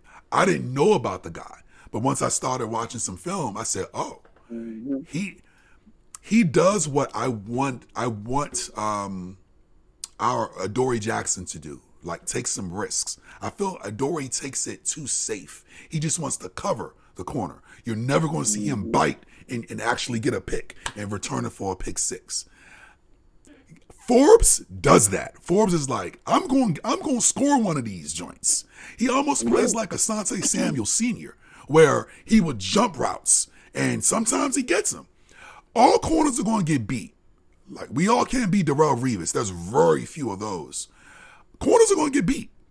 But if you can eat that, and then next play or next quarter come out with a big play, I think I value more corners like that. And I feel Forbes has that skill set. So, respect. I thought they could have went with Banks because Banks is from Maryland. But, they picked up Forbes from Mississippi State. We'll see how he does. I think that's a nice, solid pick. And I also feel that he can be their number one corner the middle of the season. I think the avenue was kind of right there for him. But that's the thing. That's the thing that's going to help him flourish. He don't have to be the number one. Right. Yeah, you're right. Mm-hmm. Like, he doesn't have to be the number one. So that's what's going to help him flourish into being that number one. Yeah, I think that's good too. And their defense is stacked. Like, you're going to have defensive line pressure. So you got opportunities to get some batted balls. You got opportunities, some jumps, some routes. And that's what his skill set is those pick sixes he got at Mississippi State. I think he had like six interceptions. I think 2 of them was returned for touchdowns. No. Something like that. Those are Clark Phillips. Say that again? Those are Clark Phillips. 6 picks and 10. Oh, those are his stats. Okay, I thought Forbes had something similar. Oh, okay. No problem. Hold on. Yeah. Check Forbes' joint, because Forbes is up there with that. They was talking about he has high pick 6 potential, and he did it a couple times at Mississippi State. You want to check those also, because it might be both players were doing it too. Yeah. We watched the combine. We saw the first corner to run his 40 was Banks. And it was both the Maryland corners, and they both ran 4.3s. We was like, who are these guys? And then now Banks got some size. I said, damn. So I just thought they would have went with Banks. Plus, they did a private one-on-one interview with him too. So I really thought he was going to the Commanders because it wasn't too far up the road to get him to come down to Commanders FedEx and then test him out. I thought they would have went because he was on the board. Forbes went I think 3 or 4 picks before Banks. So, they like Forbes more. I got why they did it. All right, so he was right. He did have 6 picks this past year. He had 14 in his entire career. Damn. Yeah. That's a lot for a corner, bro. That's a lot for a corner, bro. 6 defensive touchdowns. What? I didn't know that. No. Yeah. In 2020, he had 1 more interception than Jonathan Banks. He had 5. Jonathan Banks had 4. So the COVID year, yeah, and that also shows something because he played that year too. Remember, a lot of players sat out. Yeah. So they got Forbes, man. So I didn't know about him. Like I say, he plays for Mississippi State. I'm never checking for Mississippi State. I just know Dak came out of there. That's about it. But because Mississippi State didn't what's his name? Montez Sweat go there. Yep. I know Dak. I know Montez Sweat, and now Forbes. That's it. No, and I think Brett Favre played there when he was in college. I think. Don't quote me on that. He went to one of those southeastern schools, smaller schools. I think it was. He played in Mississippi, something. Anyway. We ain't talking about him on here. Yeah, right. F that guy. Stealing out that welfare money from a poor state. Probably the poorest state. What you doing, man? Anyway, bum ass dude. But yeah, so that's my sleeper right there. I like Forbes, even though they play for the Commanders. I think he's got a prime position to be number one corner. And they need that. So, and one thing about the Commanders, they're going to be iffy on offense. They got some good defensive guys. And the line's already stacked. You at least got that front 4 line for another year before you got to pay Sweat. And they didn't pick up the 5th-year option on Chase, of course. So remember I was telling you, I was like, I would make a decision on Chase or Sweat. They can't keep both. So they're gonna make that decision. They're gonna let it play out this year and see. But at least if they're both playing for contracts, they should have the pressure game back up. And you got your 2D linemen from Alabama. You know they're studs. So they don't have no quills about that. You get an interior pressure. Those corners should eat. So that's what I'm thinking. Forbes might be a sleeper pick for defensive rookie of the year. Like you seen Sauce got it last year, so it's possible. You know what I mean? It's possible. I mean, when niggas respect themselves to get this. So, I mean, Houston should have selected him. I'm blown that Lovey passed on him. And, D'Amico would have got him. D'Amico would have been like, yoink. Lovey did that shit on purpose. Yeah. I mean, Stingley's okay, but Stingley's okay. Like, Sauce is groundbreaking. So, it's a difference, bro. Stingley haven't fully developed yet. Like, look, I got all the smoke. No, I'm not giving no fucking bell to Derek Stingley. You went to a better fucking school. You played in the Southeastern Conference. You should be fucking developed by now. There's no reason. No, let me cook this dude. Let me cook him. No. There's no fucking way this mid-major ass Cincinnati school should be developing better fucking cornerbacks than you. Get the fuck up out of here, bro. You matched up against Odell fucking Beckham. No, was it Odell? No, that wasn't. Sorry. You matched up against Jamar Chase and Jay Jettis in practice every fucking season. What you doing, bro? You should be developed by now. That was one season that he practiced against them. Why are you giving this nigga bell? He don't deserve that shit, bro. What has he done? What has he done to deserve that shit? What has he done? Listen. Go ahead. Okay, I'm gonna get this shit off. We seen studs from that college come in day fucking one ready.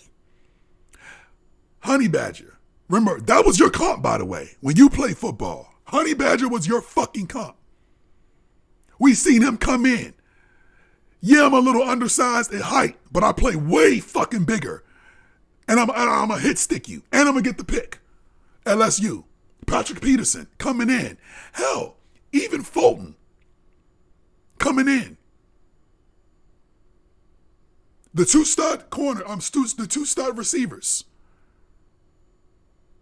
Joey B, discarded. You heard the comments that Urban Meyer just said about him? Did you hear that? Urban Meyer punk ass. Because remember, Urban coached him when he was at Ohio State. He was on the bench. Yeah. And Urban said, You're a backup at best, kid. Nigga went to LSU and put his nuts on the fucking chins. We seen people from that school come out and developed, ready. How the fuck your father played in the NFL and you come in and you let this 10th pick have a way better rookie season than you. Get the fuck up out of here, bro. You don't got no pride in your shit? Scrub ass motherfucker. Anyway, cook. Alright, now that you finished. Fuck Stingley, man. I say he wasn't ready to go into the draft because, one, his rookie season he really didn't play. Where his freshman season he really didn't play. He was out there, but good. Second season he was hurt. Third season was the second season was the COVID season. So he didn't play. His third season he got hurt. So he never played a full season. He never really played a full season. The only thing you're wrong about is the first season. His first season, he played. His first season, he was all SEC as a freshman. His first season, he got 5 or 6 picks as a freshman. That's when he was wearing number 24. He was a stud. And we was like, yo, who the fuck is this freshman? Bodying these receivers. Yeah. And ever since then, he fell off. Did Houston overdraft him? Yes. But nigga, you went number 3. You was no, he wasn't the first. He was the first corner, but I don't think he was the first defensive player. And it was Trayvon Walker. Right. Yeah, so it was like back-to-back defensive players, matter of fact, back-to-back. Because it was Walker, Hutchinson, and then Stingley, right? Nah, I just said Stingley. Nah, Detroit was number 2. They were? Yeah, they got Hutchinson, yeah. Oh, we was blown because Jacksonville should have selected Hutchinson. Yeah, remember that? It was that draft. Yeah, K-Bone went 5. Yeah. All right.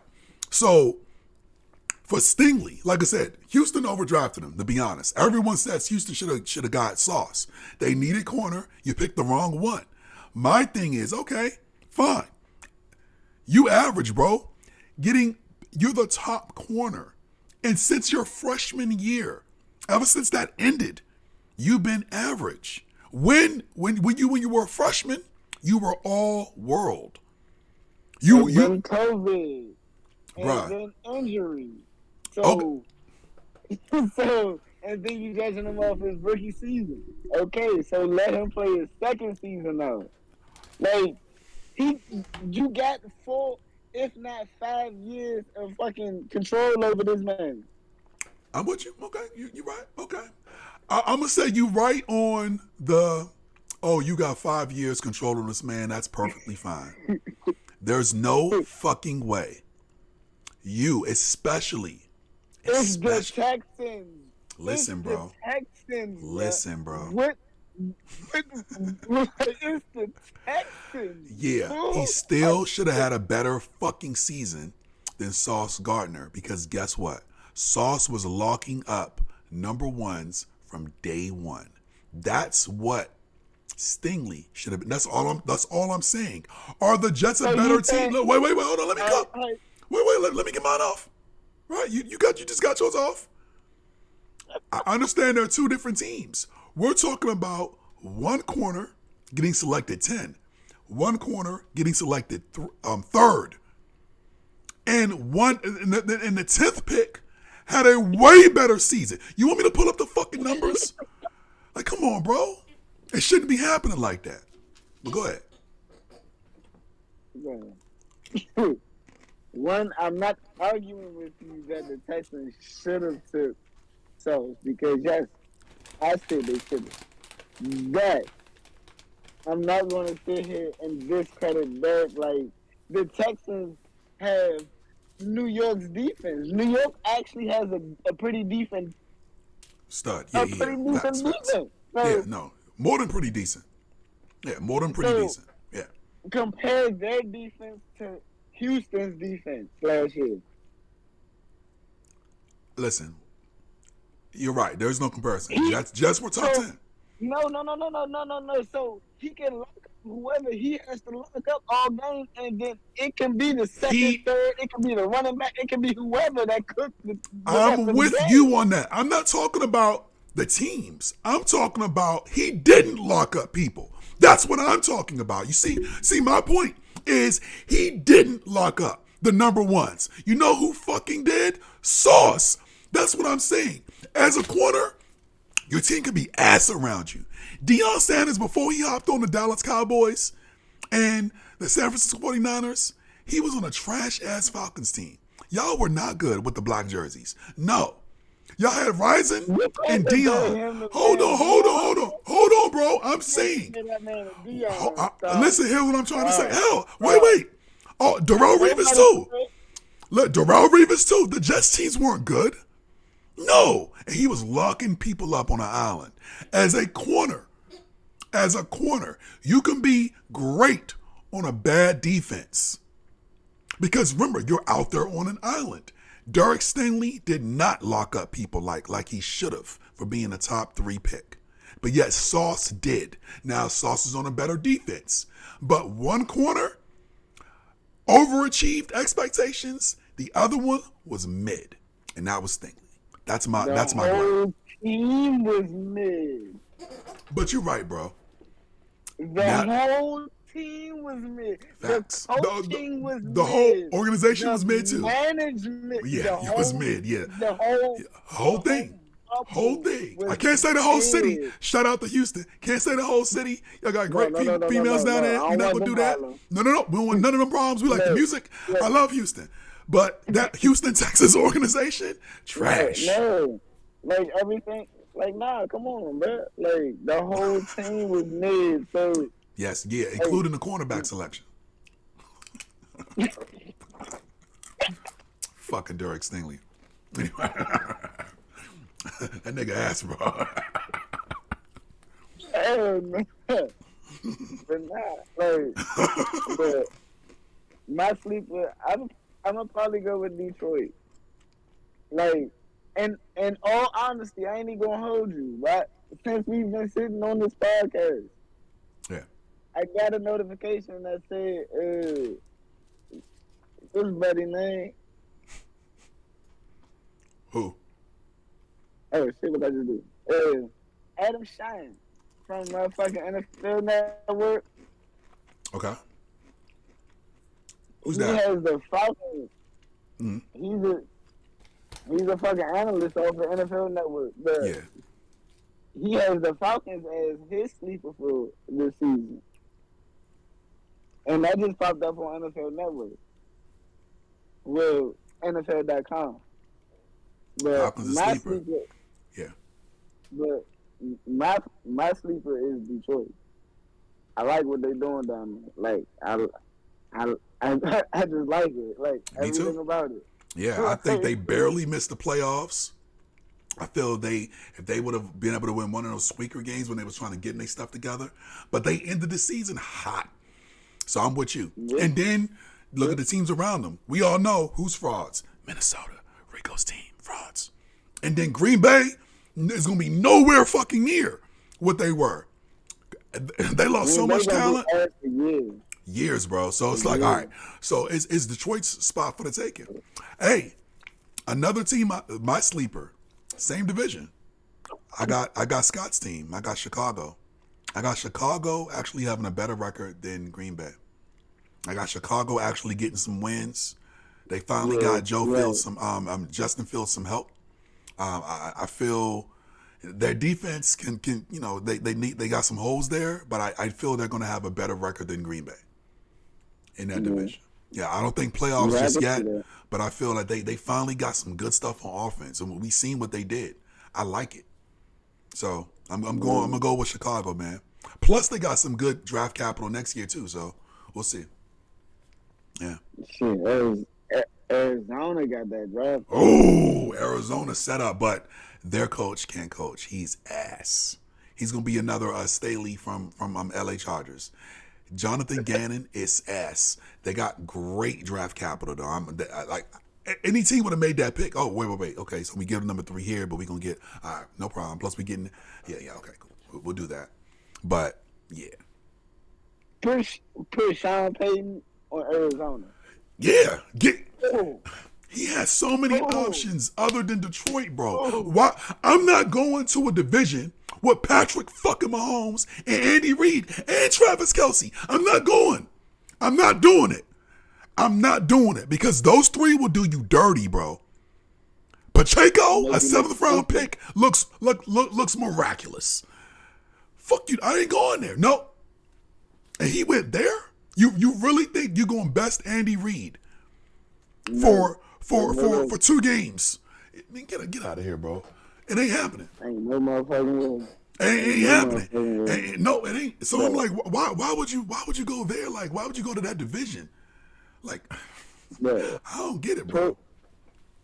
Put Sean Payton with Arizona. Yeah, I'm with that. Yep. Mm-hmm. Or get Kyler dumbass out of there in a couple years and you draft Caleb Williams or something like that. They got the arsenal to get Caleb next year. Let me tell you. And then if they don't get Caleb, they just get Drake May. They're in position. Because we talked the last couple pods about that amazing draft that's happening next year. They can get Marvin Harrison Jr. They gonna have 2 top 5 picks. No funny shit. I'm about to come up on that draft on my Madden. On the Madden. Oh boy, they can get Brock Bowers. They can get some studs with the draft capital they got.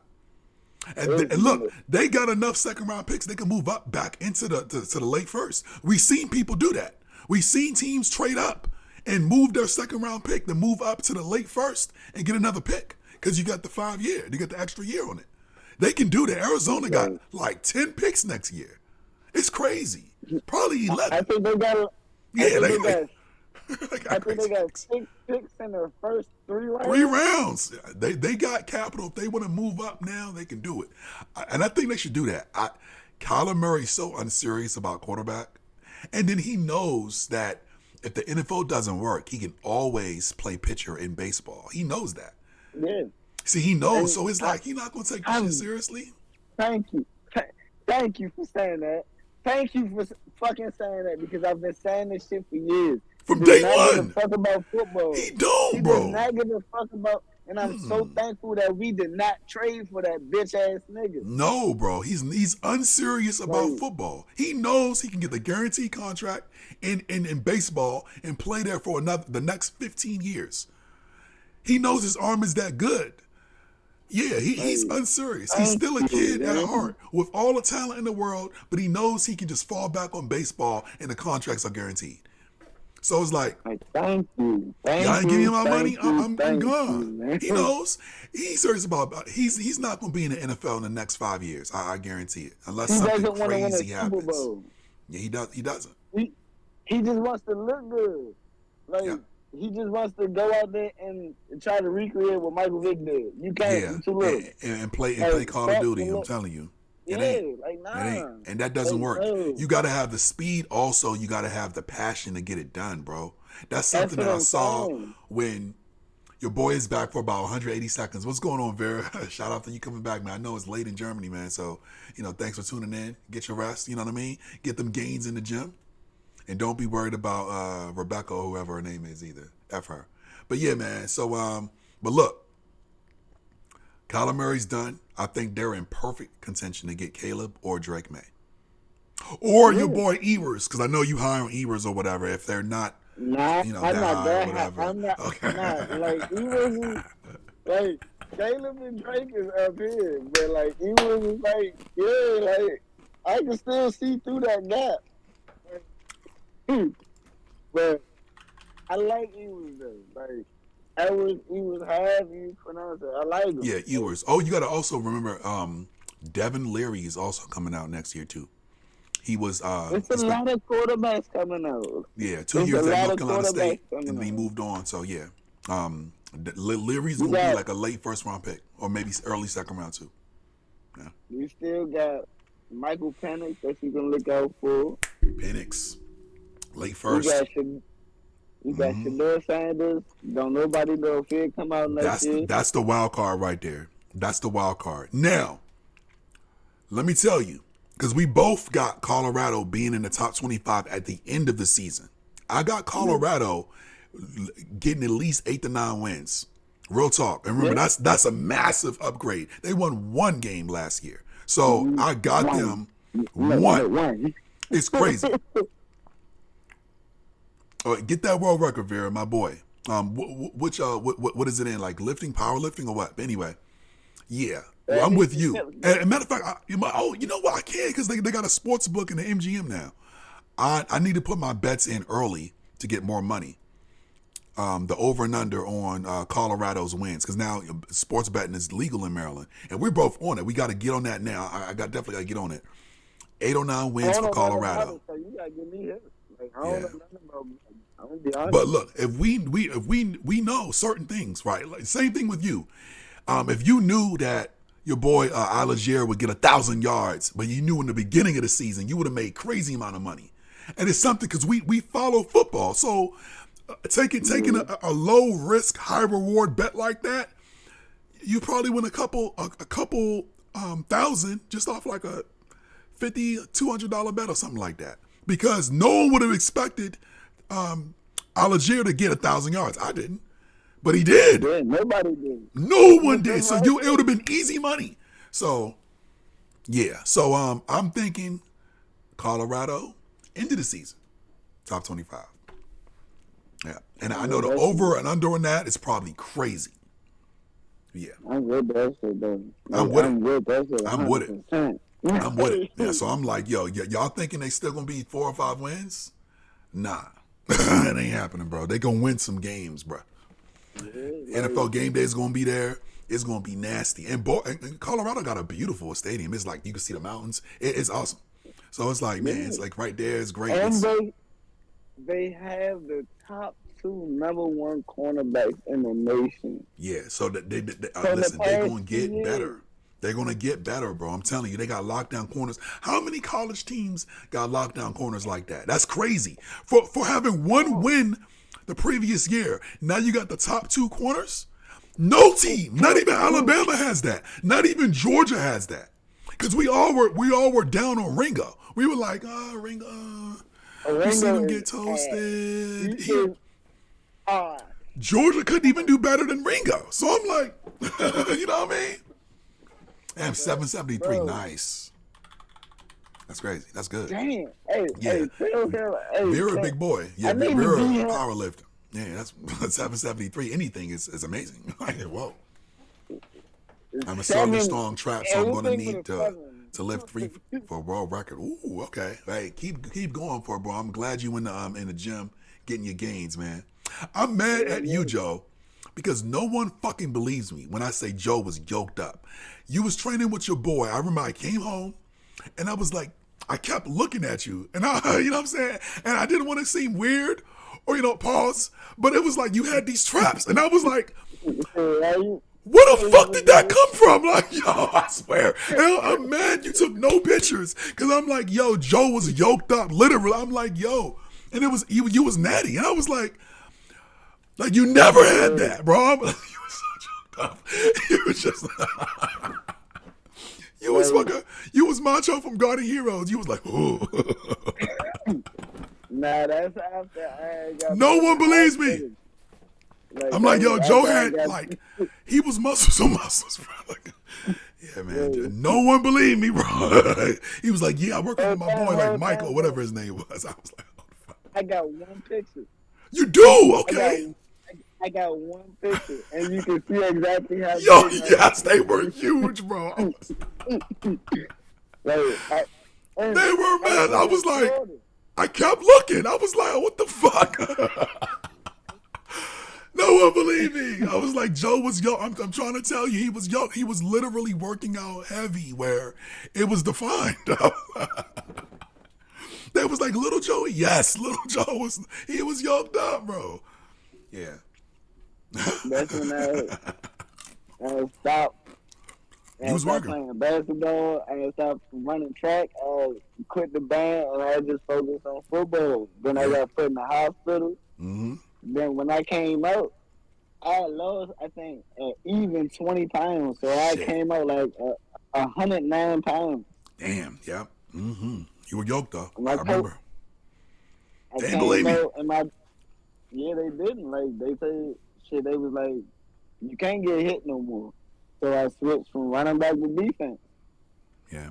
Mm-hmm. And I picked my weight up fast as fuck. Like, I was just on the ground. Like, you know who your comp was? I'm hoping you remember him. Your comp was Bob Sanders. I was about to say, hey, yeah.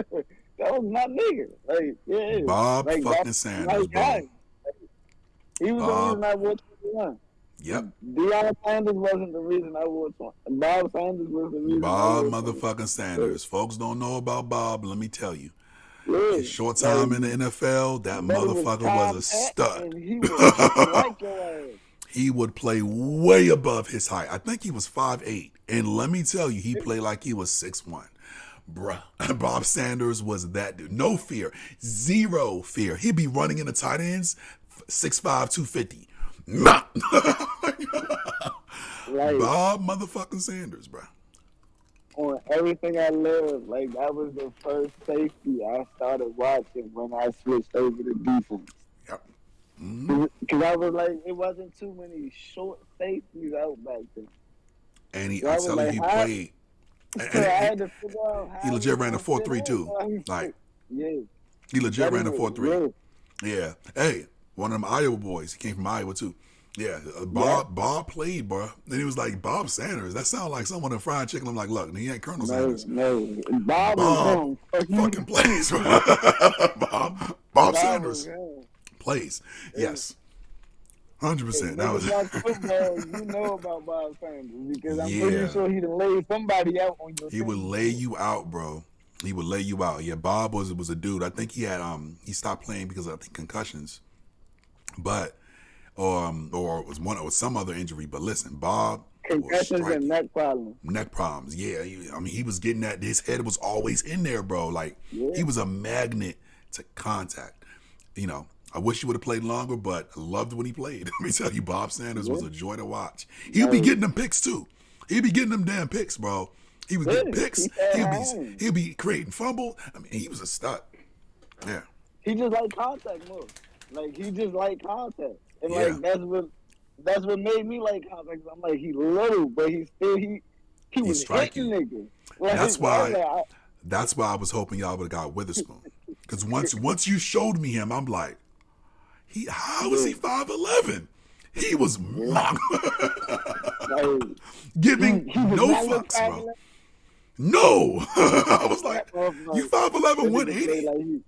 He's literally my height and my size. I'm like, he everybody he was sticking. I was like, your boy Witherspoon, okay, yeah, he's a player. He hit you like he hit everybody like he had a personal problem with everybody. And that was Bob Sanders too. Yeah. Mm-hmm. Yeah, personal problem. I mean, yeah. That was my guy. Yeah, that was your dude, man. That was your dude. Well, I'm hoping D'Amico can make Stingley into less of a bitch, because right now that's what his category is. He's a fucking dick. Well, we know Adoree Jackson ain't gonna be. Oh, trash! Yeah, Adoree Jackson. Yeah, I told you, I like my two corners, and I'm not talking about Adoree. I'm not talking.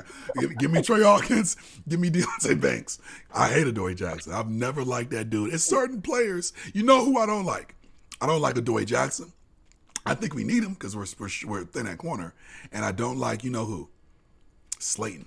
I fucking hate Darius Slayton. I thank y'all for re-signing him. No, y'all bullshit. Cause y'all tickled our balls. It's like, we're gonna take him off, y'all. Then y'all didn't make it happen. But yeah, man. That nigga said, I'm about to go to Atlanta. Y'all sure y'all don't want to re-sign me? Y'all sure y'all don't want? Yeah, I do that. I'm gonna take that. 2 years, $12 million. He don't deserve any of that, but whatever, man. But they're saying that his replacement should be Hyatt, which is great. I love Hyatt, so I'm not gonna slander the Giants draft. I think the Giants knocked it out the park.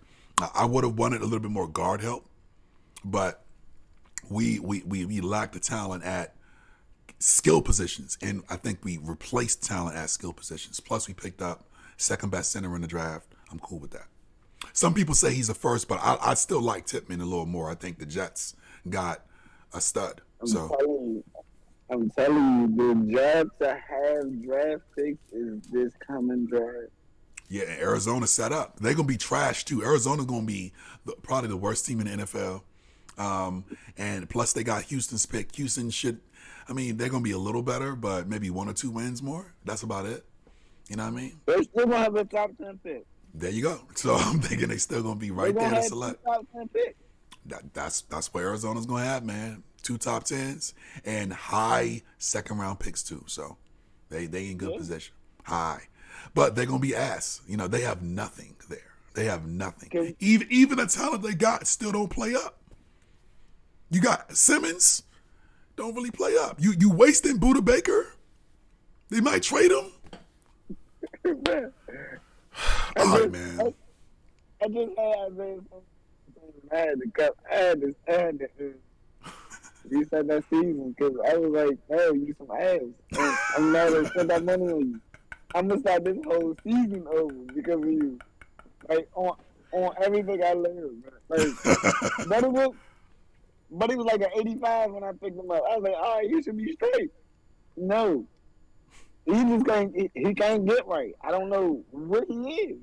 I had him at safety. I had him at linebacker. He just don't do nothing right. So, no. I reset that whole fucking season. I'm sorry. Yeah. If he don't develop this year, it's a Dunsky. And I think he was a top like 15 pick too. So if he don't develop this year, man, like you can't be into your third year not knowing where to play or how to play. Exactly.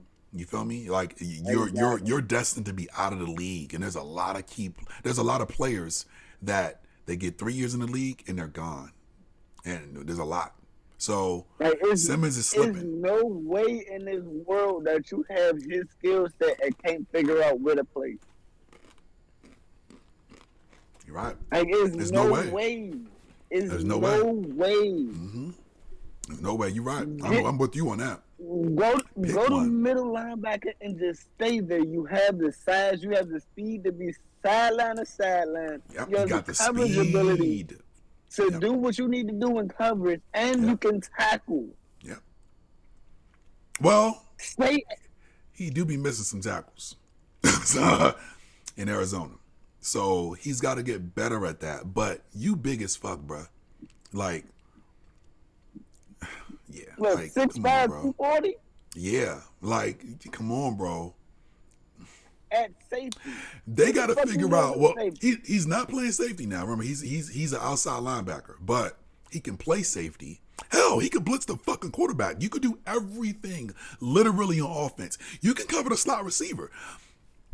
You can do everything, bro. You got the speed to cover the slot. You got the size to cover the tight end and the speed to cover the tight end. You can do everything. But he's a jack of all trades, a master of none. Bitch, you better master something in the NFL. And that's the key thing. He's Kyler Murray on defense. Oh, right. And that's why that team is trash, bro. Like, they got no identity. None. No identity in Arizona. None, bro. Zero. Bro, except for Buddha. This is how I know they don't know what they're doing. Zayden Collins got drafted as an edge rusher. They had him playing middle linebacker. Why do you have a guy that you drafted as a top edge rusher playing middle linebacker? Cook him, Joe. Cook him.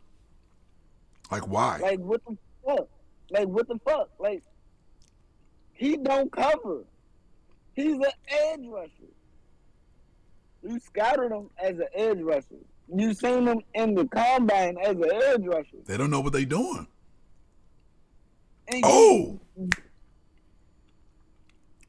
Forgot about this. I don't want to leave the stream without talking about this. Sleeper. The Colts. I like what they did. Yeah. Sleeper pick. Colts. I like what they did. I like them taking the risk. I just said, okay, you seen how the Lions took that jump this past season that no one expected because everybody wrote Goff off. It was like, you were ass. Soon as you leave the fucking Rams, they win a Super Bowl. They wrote them off. What I'm trying to say is how bare the Colts cupboard was, I feel they're going to be a lot better than they were last year. That's my take, is the Colts. I think they'll be a lot better.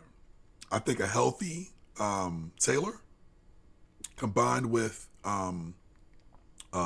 Richardson coming in towards the middle of the year, I think they'll be a lot better than they were last year. I don't know the record, but I know it was like, top?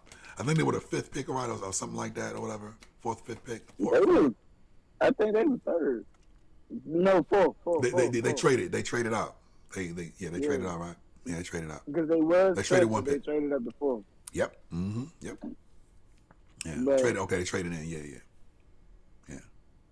I'm thinking they're gonna be better than the record that they had last year. Because they had a really good draft. They drafted 3 corners. Me personally, I've never seen one team draft 3 corners in one draft and hit on all 3 of them. Julius Brent, 6'3", 205. I've heard his name throughout all last season, so he's good. Darius Rush. I heard his name. Damn. Okay, so they're in the same squad. Okay. And I cannot think of the last motherfucker. So that's what I'm saying, life. Joe. Look at what you just said. So we both think that Jacksonville still in that division. I think Houston's 2 years away. They have nothing in Houston, right? It's gonna take them time, but I think I like their picks. Right? We love what D'Amico did. He said, "Fuck it, I'm playing Madden." And I'm getting my mini me basically. He said, "I'm gonna get Anderson. Fuck it, play some outside linebacker, blitz that quarterback." Okay, I'm gonna get my mini me. I did it in the NFL. I'm just gonna mold this guy. If it's someone who I trust with Will Anderson, it's D'Amico. So I'm like, but you're still a year early because y'all don't got the talent. Good running back, and the quarterback is decent. It's gonna take you time. So that's what I'm thinking. Is you look at the Colts, and I'm saying, easy division. You're gonna lose one game to Jacksonville. They beat Jacksonville last season 1 game, so it's like, hey, y'all might can do that again. Jacksonville is not a strong contender. They gonna win that division because it's trash. But who else? Tennessee, step down, bro. Houston, probably duplicate their record from this season, which was top 2 pick. I'm thinking the Colts. I'm thinking Colts can get 7 wins, 6 wins. That's way better than what they were. Yeah, I mean, I give them 7, but it's like I struggle because it's not the draft picks that they got. It's not even the free agent people that they picked up. Healthy? It's that offensive line. Okay. Yeah. That offensive line died.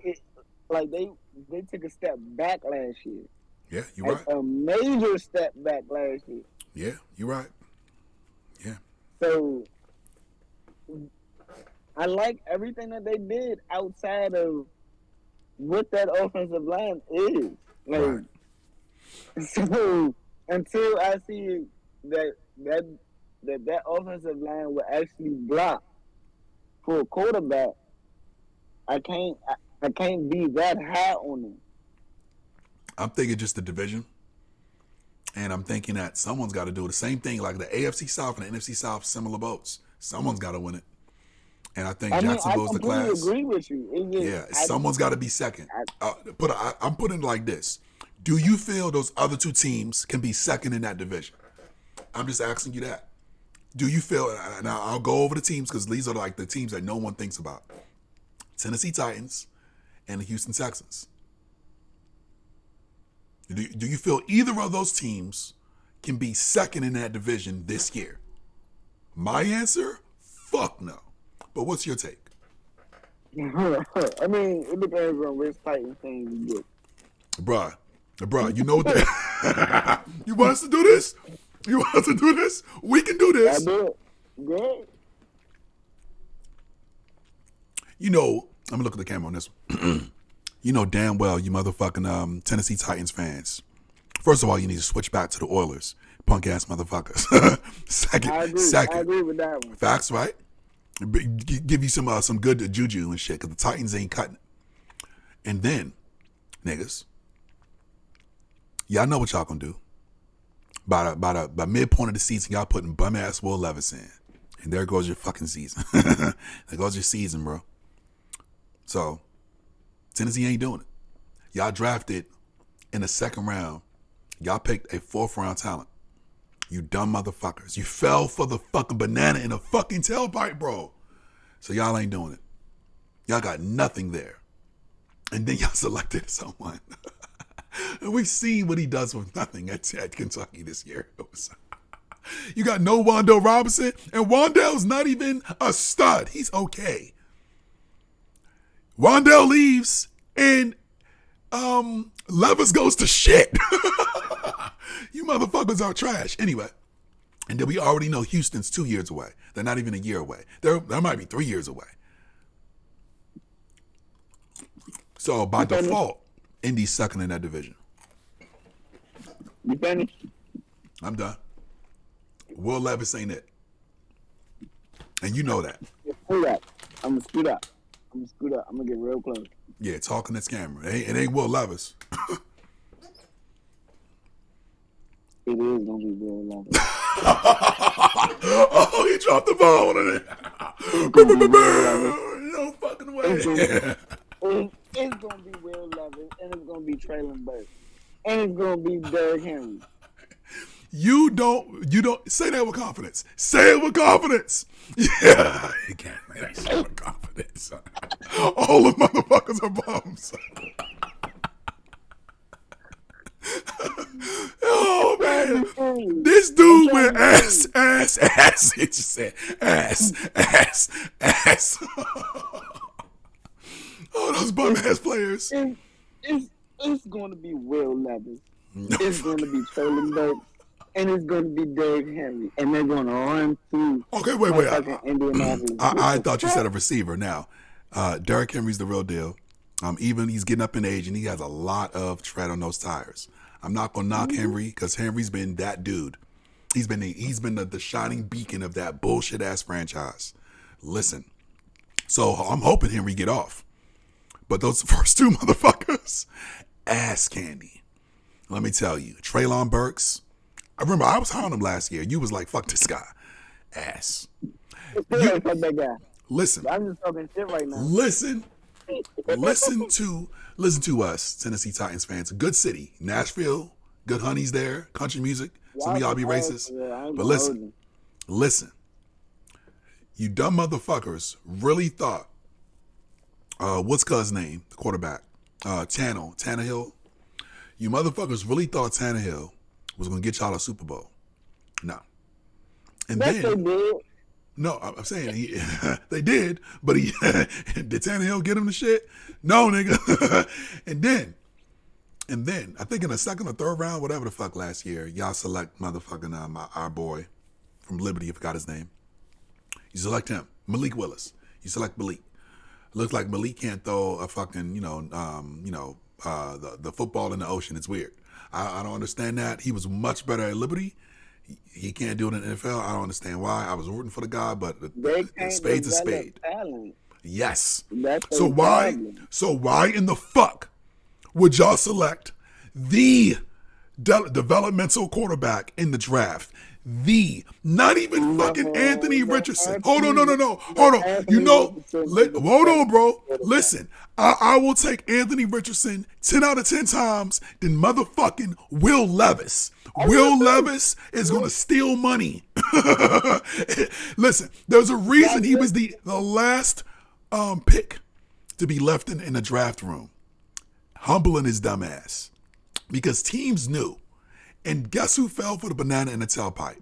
Fucking Tennessee. Listen, Joe, you got to remember who was on the board. Remember we talk about value in a draft. That's something I learned like last year.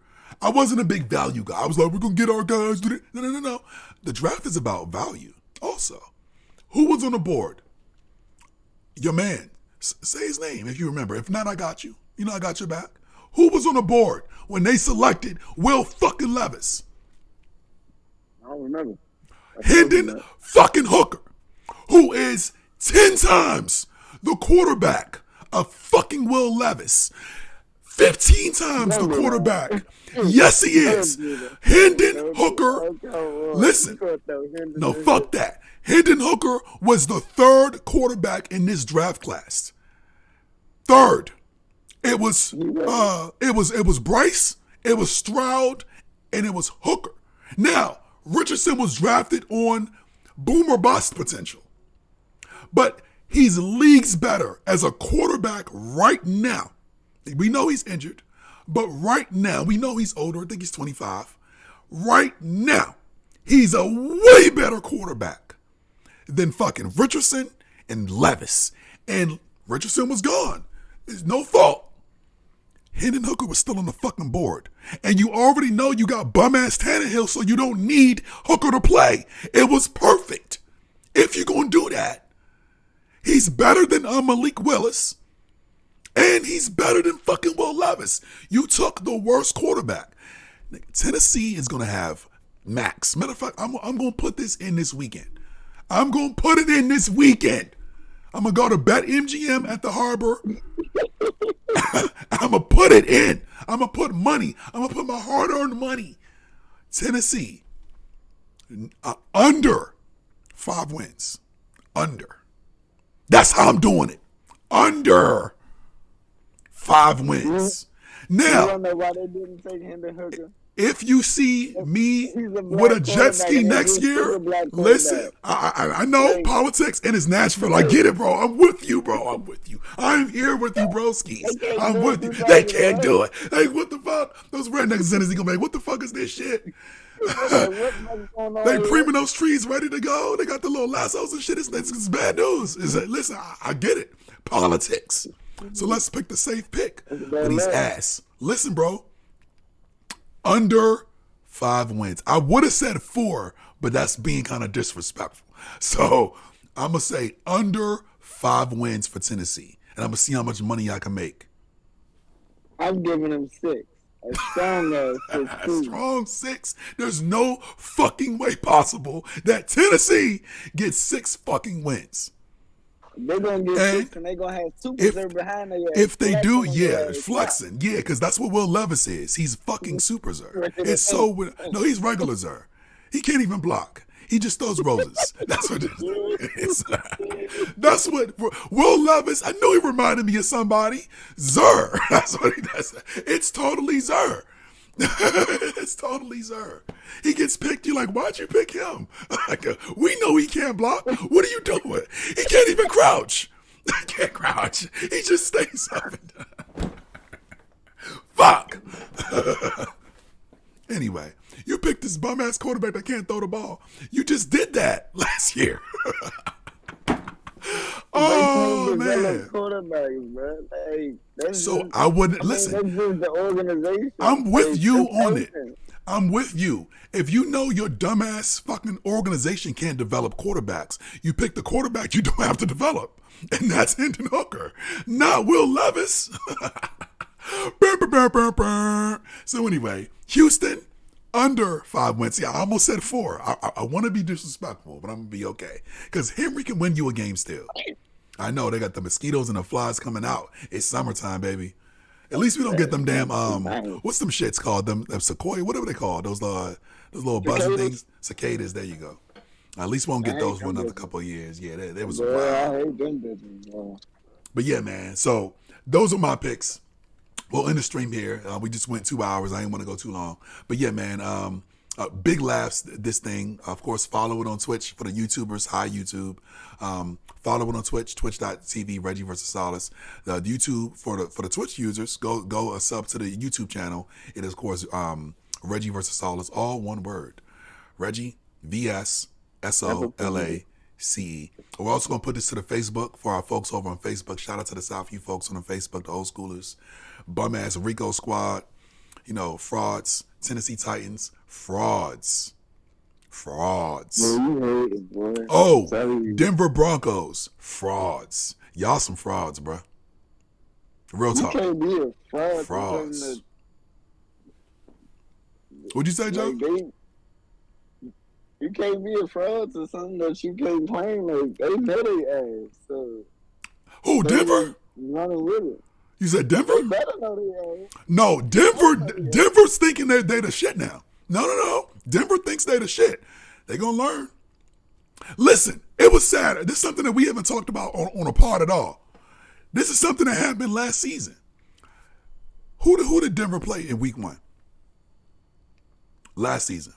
Do you remember? I don't know. Seattle. No. And the Seattle players was like, yo, no, Russell fucking Wilson didn't.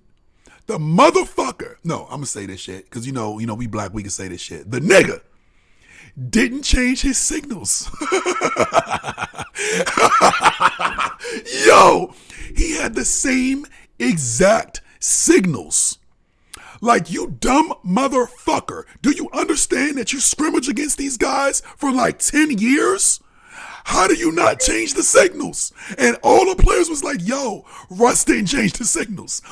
They was teeing up on him. They knew where he was going. Because guess what? You play these motherfuckers. That's probably the dumbest shit. Yeah. You've ever heard, right? The dumbest shit. How the fuck do you... And you thought they wasn't going to notice that? Russ, you thought, you really thought, remember, because, you know, in practice, right, for 10 seasons, you play against the defense. They know. They know your calls. So, you know, you're the only one that left. So that same defense is still there. Yeah. Yeah, I'm surprised you didn't know that, but yeah, the Seattle guys, week 1 was like, what the fuck? He didn't change his signals. Yeah, Russ's ass, bro. Shout out to Sierra. I love goodies, but listen, you know, and I like what you're doing. I like what you're doing with Future. Hey, commendable, you know. Listen, bro, but listen, how the fuck are you not going to change your signal? You really thought you was that? You thought you was that nigga? Huh? You was overconfident. You thought you was that nigga. You was like, nah, they ain't gonna pick up on that. Way overconfident. Right? What the fuck? They was like, hold on, we heard this shit for 10 years. Remember, Russ, you were there for 10 fucking seasons. All right, my dude. Like they've heard this for a fucking decade, and not only that. Even if it was new players and you thought you was sweet, your coach who fucking drafted you knows your signals, you dumb motherfucker. So yeah, Denver frauds, bruh. And listen, we seen it happen last season. I'm gonna let you go. Where we seen Russ come in overconfident. Peyton can make the same fucking mistake and come in overconfident and it be fucked up again. You know, because you know those players was like, yo, hold on, man. Like, wait, the signals are literally the same. So they was jumping routes. That's why they lost the first fucking game. They was like, we know what's coming. I'm gonna leave you on that. I'm gonna leave you on that, bro. I'm gonna leave you on that. And guess what? Players are messy. So remember, they lost week 2 again. Because players talk. You know, players talk. Hey, bro, look. Russ gonna leave us? Oh, okay. The signals are the same. Like, he hasn't changed them. That's why it wasn't just Nathaniel Hackett. Was Nathaniel Hackett ass? Yes. But Russ had the same signals. So all the teams could tee off. All right, bro. I'm going to leave it on that. Like, yeah. That one right there is fine by me. I know, because you're thinking like, yo, what? Because never in the history of football have I ever seen some shit like that. Yep. You might have missed it too, but the players came out and said it. They was like, yo. I remember in the middle of the season, players was talking how bad, the Seattle players was saying like, yo, Russ is like, he's been a bad teammate. He's like, you know, he was kind of full of himself and all this other stuff, but yet when he comes on social media, he's talking about God and shit. Yeah, it was that same interview. They chopped the interview up, so you heard some segments that the same interview. They were talking about, yo, he had to say, why were we so good? It was like, yo, he didn't change none of his signals. And they said none of his signals. So it was the same exact signals he used since day one. Pete Carroll has to know that. The players that's been there, remember, Seattle retains players. The same players. Now, the Legion of Boom's not there, but they got a lot of other key players that are Lockett. Now, DK Metcalf, not so much, but Lockett's been there the majority of Russell's career. It was matter of fact, Lockett was the one who said it. It was Tyler Lockett. It was like, yo, he didn't change his signals. Remember, I'm a receiver. I know what his signals are. I have to know as a player. He didn't change none of them. He went right to the defense like, yo. You know, he was like, yo. He got the same signals. And then he would tell the defense what it was. He would expect this. And that's how they were able. And Russell had a terrible first game. Damn. Right? Imagine a scandal if Aaron Rodgers did the same thing. Oh, you've been there 15 fucking years, but you think you that dude the way you don't change your signals? And y'all play Green Bay? Listen. I can see it happening. And Rashawn Gary going to eat, that game. Hey. Your boy Alexander gonna pick him off. It's gonna be crazy. You gotta change, but that's a little thing though. Most fans are not gonna realize, oh shit, if I've been with a team for a decade, I may not even do that small little change to say, oh, there's a whole defense, my own former defense, that knows my calls. Because they hear it. So if you smelling yourself like a Wilson, you fuck up. And they bust his ass week 1. And remember, they had studs. They had rookies all over that Seattle defense. But it was the offensive player saying, yo. It was Carson. It was Lockett. It was DK Metcalf. It was those boys saying, yo, Russ got the same calls. Okay, this is what you do. When he calls this, it's going to be a slant. Now you got to pay people in place to be able to get that. Another reason why, who they play shit? I'm forgetting who they played week 1. It was Seattle and Denver. That's right. Another reason why Seattle started out so hot. You know, they were supposed to lose that game. You think, oh man, Seattle lost Russ. They're not going to be good this season. One, it turns out that Geno Smith, Big Geno, wasn't that far off talent-wise from Russ. he just wasn't getting an opportunity to play. No one would have called that. No one. But on top of Russell feeling himself and not changing his play calls, they ate. So you got to look out for that, bro. Like, you got to look out for that. Denver's going to finish 4th. Denver's going to finish with a top 10 pick. That's my prediction. I got to put these into Bet US at National Harbor today. Well, not today, but, you know, this weekend for sure. Denver, top 10 pick next year. Arizona, 2 top 10 picks next year. Facts. Yeah, facts. That's known. Yeah, facts. So that's what I'm going for. You know, I already said Arizona. There's gonna be another like scrub team in there. It might be the Colts again. The Colts not gonna get too many wins, but I think they're gonna be, you know, fairly cool. One of the NFC South teams gonna have like 4 wins. It ain't gonna be y'all, but it's gonna be one of those teams. You know, it's gonna be Carolina. Yeah.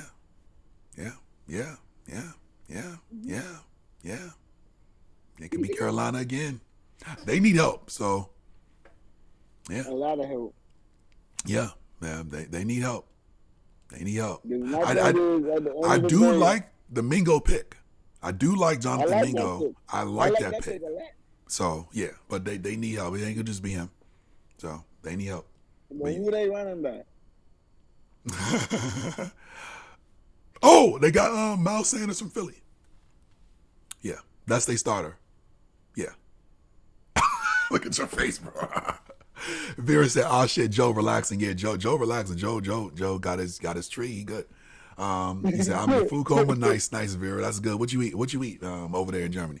But yeah, we snacking on chips till we get the fuck off this pod, then we can eat. But yeah. Oh, that's protein. That's what's up. I'm fat. My plantain strips. You know what I'm saying? You know we love the plantain. Yeah. I had some of those ones the other day. Don't feel bad. Yeah, they good. With the lime on it. Okay, homemade pasta bolognese. Okay, that sounds like good. Sounds hearty. That's what's up, man. But yeah. But so I'm thinking Carolina gonna be, you know, they a couple of years off. They're bare as fuck. I mean, they're going through a new coach. Yeah, it's gonna be a little rough. Bryce Young little as shit. And Bryce Young is little as shit. I didn't know he was that small, but yeah. Hey, he's right there with Kyler Murray though. Yeah, not saying much. But like standing next to Kyler Murray is bigger than. Not height wise, but yeah, thicker wise, yes. Yeah, But they're the same height. he can take a hit. Bryce not gonna be able to take one. I'm with you, bro. Like, yeah, is Carolina going 4 wins? You know, yeah, they're gonna be down there. Yeah, they're gonna be down there. But it's not gonna be as funnier. It's not gonna be as funny as Denver because Denver are some fucking ass cheeks. And Sean Payton was dumb as fuck because you had opportunities to go to any other fucking squad instead of this Denver team. Any. Peyton Manning ain't walking through that door, bro. It ain't fucking happening. Hey, fuck y'all talking about? Denver going straight. And didn't Denver fucking trade Bradley Chubb to Miami? Yeah. All right, man. Fuck Denver. Like, hey, they don't have a defense. I like Surtain, and that's it. And Justin Simmons. I respect Justin Simmons. Facts. He's a stud. Oh yeah, stud. Yeah, Simmons is a stud. Hey, you know what? It's weird. The worst Simmons in the NFL is Isaiah. It's so crazy because there's some stud Simmons out there, bro. Anyway, yes, Isaiah's supposed to be a beast. I wanted him so bad. I did too. I'm right with you, but yeah. Oh, before I go, you know who's gonna be nice? Baltimore. They got a squad. They got a squad again. They ain't got a quarterback. Joe, we not gonna do this. This is a Lamar Pro stream. We not gonna do, I'm not gonna let you get that off, bro. I'm not gonna let you get that off. They got two. Technically, they got 2 Pro Bowl quarterbacks. Eat that. I want you to eat it. 2. What? 2. It's a week technically, but they do. Technically, they got 2 Pro Bowl quarterbacks. They good. Yeah. And they're gonna be in the fucking playoffs. Hey, I'm playing with me. Stop playing with me. Terrible, bro. Terrible, though. They terrible. got 2 running backs. Matter of fact, is Dobbins still on their team or no? Is Dobbins still on their team? He was injured, though, right? Yeah, he's injured ass. Yeah, he's just a guy, though. He's, yeah. But he got talent. He just can't stay healthy. So yeah, stay healthy. Yeah, because he did have talent. I'm glad that you said that. I wasn't going to rail on him, but he hasn't done it. Man. Lamar's not a quarterback. I'm sorry. He is. You're such a fucking hater, dude. Anyway, Lamar is that dude. I think he's not going to be MVP level this season, but I feel he's going to get the Ravens to 11 wins. That's my prediction. 11 wins, maybe 10, because I think Cincinnati's the truth. I think Cincinnati's the truth. We know Tomlin never gonna have a losing season. It's never happened. Mm-hmm. You know, I know Baltimore fans be rooting for their downfall. Nope, they got a rookie quarterback that can only get better, and they still didn't have a losing season. So it ain't happening. It's not going to happen this year if it didn't happen last year. They should have lost a lot more games than they should have won last year, like literally. And for some, they pulled it out their ass towards the end of the season. If Tomlin can do that, they're not going to lose more this season with better talent. And I like Freiermuth. So yeah. I like Freiermuth. Yeah, I like Freiermuth. So I'm still thinking, oh, you know who's gonna be asked though, because I follow a lot of Cleveland Browns fans, and they're like, yeah, we got the best talent in the division.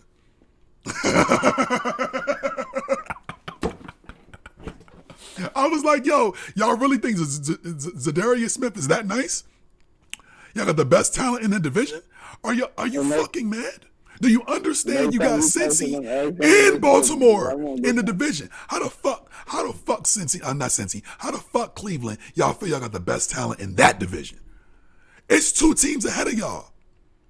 Even if you say slander Lamar, because a lot of people do, how the fuck are you going to say that y'all got better talent than Cincinnati? How? They've been to a Super Bowl. When the fuck is the last time that... See? About to go in on Cleveland. The audacity of you niggas. The audacity to be able to say that. What? Put some respect on Joey B. National fucking champion. 65 touchdowns. You can say the same thing about Baltimore. The king of Ohio. Fuck you talking about? You can say the same thing about Baltimore. What? Been to the Super Bowl? No. The last time they did it. Oh, yeah, you're right. Yeah, you're right. Yeah, but Cleveland hasn't been to the playoffs. At least Baltimore's done that. Why do you hate Baltimore? Whoa, what is going on here? Yeah, you do. What is that? Where is this hate coming from? What? I'm like, yo, what do they think not even your division? Yeah, you do, bro. What? You don't like the way they talk? Nah. Cause they play too much. too.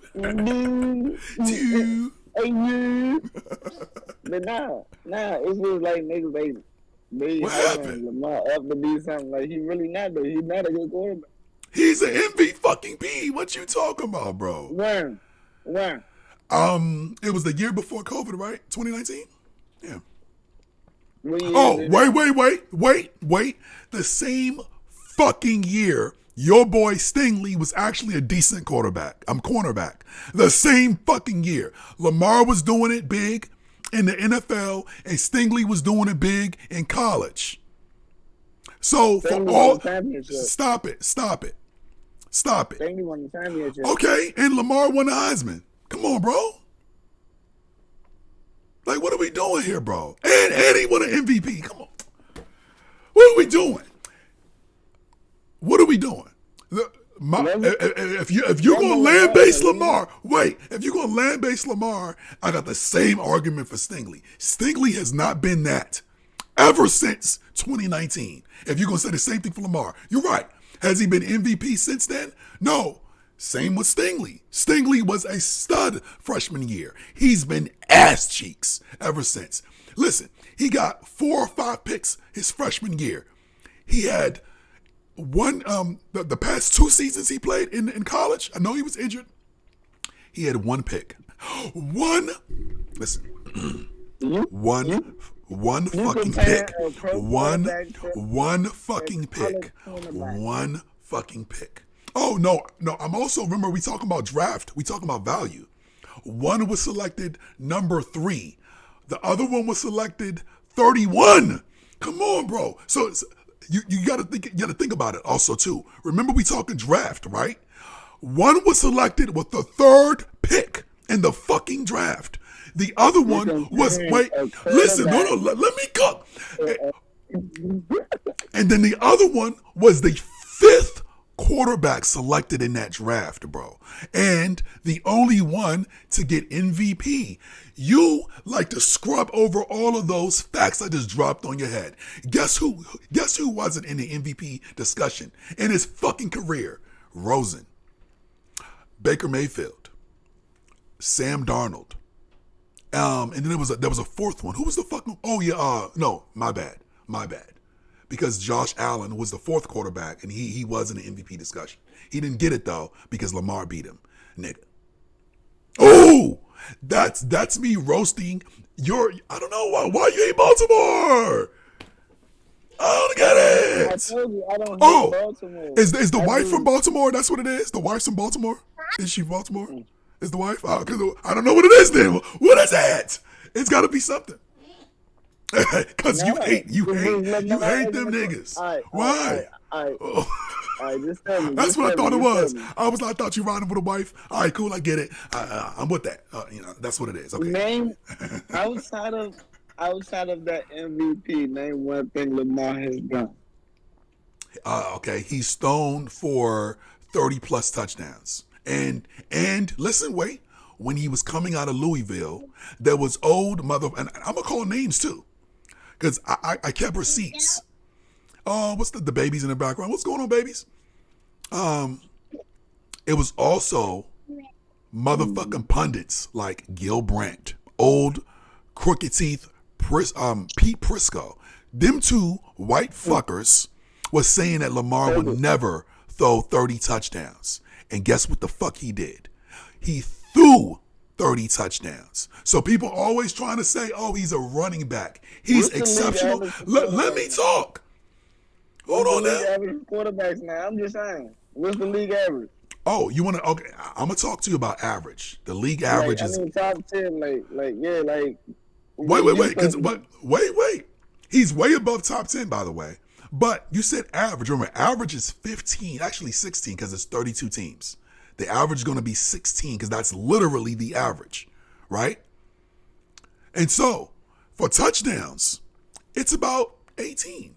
Now, Daniel Jones threw, like, I think 16. It was some shit, right? 16. Lamar threw 30 plus. Plus he ran for 10. Come on, bro. Like, stop it.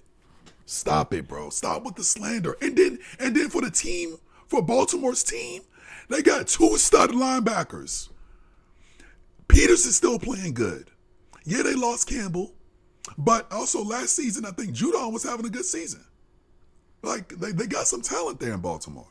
And then when Lamar went down, even though Huntley is definitely a step below, he did enough to get them in the playoffs. Baltimore's the wrong team to hate. If you're going to hate, let it be Cleveland, because Cleveland are underachievers. Let it be Cleveland. Like, you hate Baltimore? It's weird. I don't get it. In 5 years. 5 years. Yeah. 5. He's only thrown for 36 touchdowns. One time in the season. Is that the only time he threw for? MVP season, yeah. That was the MVP season. Yeah. One time. And wait. And he was also the number 1 pick for top 100 by his peers, not by us. He was the number fucking 1 pick. All right. Who fuck with them niggas think? Yeah, sure. Okay. Them the people that know. I don't want to hear that shit, man. I don't understand it. Like, hating Baltimore. Bro, I'm just saying, like, the wrong team, bro. Buddy had one good season. One good season. Outside of that one good season, what has he done? Okay. You let me. That was 3 seasons ago. Let me rebuttal with that. 3 seasons ago. Let me rebuttal with what that. What has he done in 3 seasons? Can I rebuttal with that? What? Okay. I know you got your J. You doing it good, right? Oh, no, he's cigarette. He's good. Okay. Smoke your cig. You need it. Listen. All right. It was 5 quarterbacks selected in that first round. I'm not talking about. No. I am though. Listen, it's all about context. No. Stop it. No. Stop it, bro. No. I'm comparing them to them boys. I'm comparing them to them boys. No, listen. I'm comparing them to the people who you putting them in the top 10 with. Yeah. Well, wait. Okay, them boys were supposed to be there too. You know they were. Baker was selected number fucking 1. Let me finish cooking. I think Josh Rosen was 10th, if I'm not mistaken. Something around that. If you have faith in any of them picks, you stupid. Listen, what you mean? Zach Wilson was going to be good. Yes, they thought he was. They thought he was. Man. Listen, no, they thought Baker was going to be what Lamar put up. Let's keep it a buck. And that's you see, you deflecting on some bullshit. They thought Baker was going to have an MVP type season. They thought that's why he went number 1. He was the first fucking pick, period. Is Baker putting up those numbers? No. Won't you pull up Baker's fucking numbers? Because Baker is still a starter. Pull up those. Is Lamar putting up the numbers? Yes, he did. Has Baker ever put up those numbers? Pull it up. He did. I'm talking. Pull up Baker's numbers. Pull up Baker's numbers right. And I'm talking right now. I'm talking since his MVP season to now. What has Lamar Jackson done? Okay, I'm going to answer that question. You just not going to like my answer. That's all. Say that. He's been better. He's been better than 3 of those 4 quarterbacks. That's what he's done. Yes, Since that MVP season, he's been better than 3 of those 4. I'm proving my point. Even before that MVP season, he was they were selected. Listen, they were selected not even close to Lamar, way ahead of Lamar. Though I think Josh Rosen was like 12th, if I'm not mistaken. Not Rosen, Allen. Josh Allen, because there was 2 Joshes in that draft. My bad. I think Josh Allen was selected like 12th, 13. But the other 3 went in the top 10. And Lamar's been way better than them dudes. And he wasn't supposed to be. That's what I'm trying to tell you, bro. We're looking at it from 2 different angles. And that's respectable. That's all. We looking at it from 2 different angles. Them boys, Rosen, what's up? From day one. He went 8. Bro, he went number 8. Come on, bro. Like, come on, man. Come on, bro. I'm just saying. Like, I'm just saying, like, Lamar had one good season, and since that one good season... No. Here's where you're wrong. He had one exceptional season. That's what you got to put. That's not a good. He was dicking everybody. Come on, bro. He had a good season. That's not a good season. That is an exceptional season. What are you talking about? Exceptional. Did he win a Super Bowl? Okay, wait. So let's go to that. Wait. It's a yes or no. Or no. You're right. Okay, and so that the same thing can be said for Josh Allen, and the same thing can be said for Joe Burrow. No, it can't. Yes, it fucking can. What are you talking about? They did not win. Josh didn't win no MVP. Listen. So yes, Lamar had a really good season. Yes, I give them. He had an exceptional season. What are you talking about? Exceptional would be it's MVP season. No, it's not. No. Listen, here's what I'm trying to say. Listen, bro. No. Listen, no one in their right fucking mind will say that Trent Dilfer had an exceptional fucking season when they won the Super Bowl. Nobody. But he won. He was average at best, bro. Stop what you're talking about. Stop what you're talking about. And guess what? With the same team Lamar's on. No, he didn't. He was average at best. You know Trent Dilfer in the Baltimore Ravens. Stop it. I'll even bump it up to great. The exceptional that's taking it over. Dog, he was dicking everybody down. What are you talking about? He didn't take everybody down because he didn't win the Super Bowl. He didn't take everybody down. Listen. He lost. Okay, I'm about to. It's funny. I've been cooking you the whole stream. It's so great.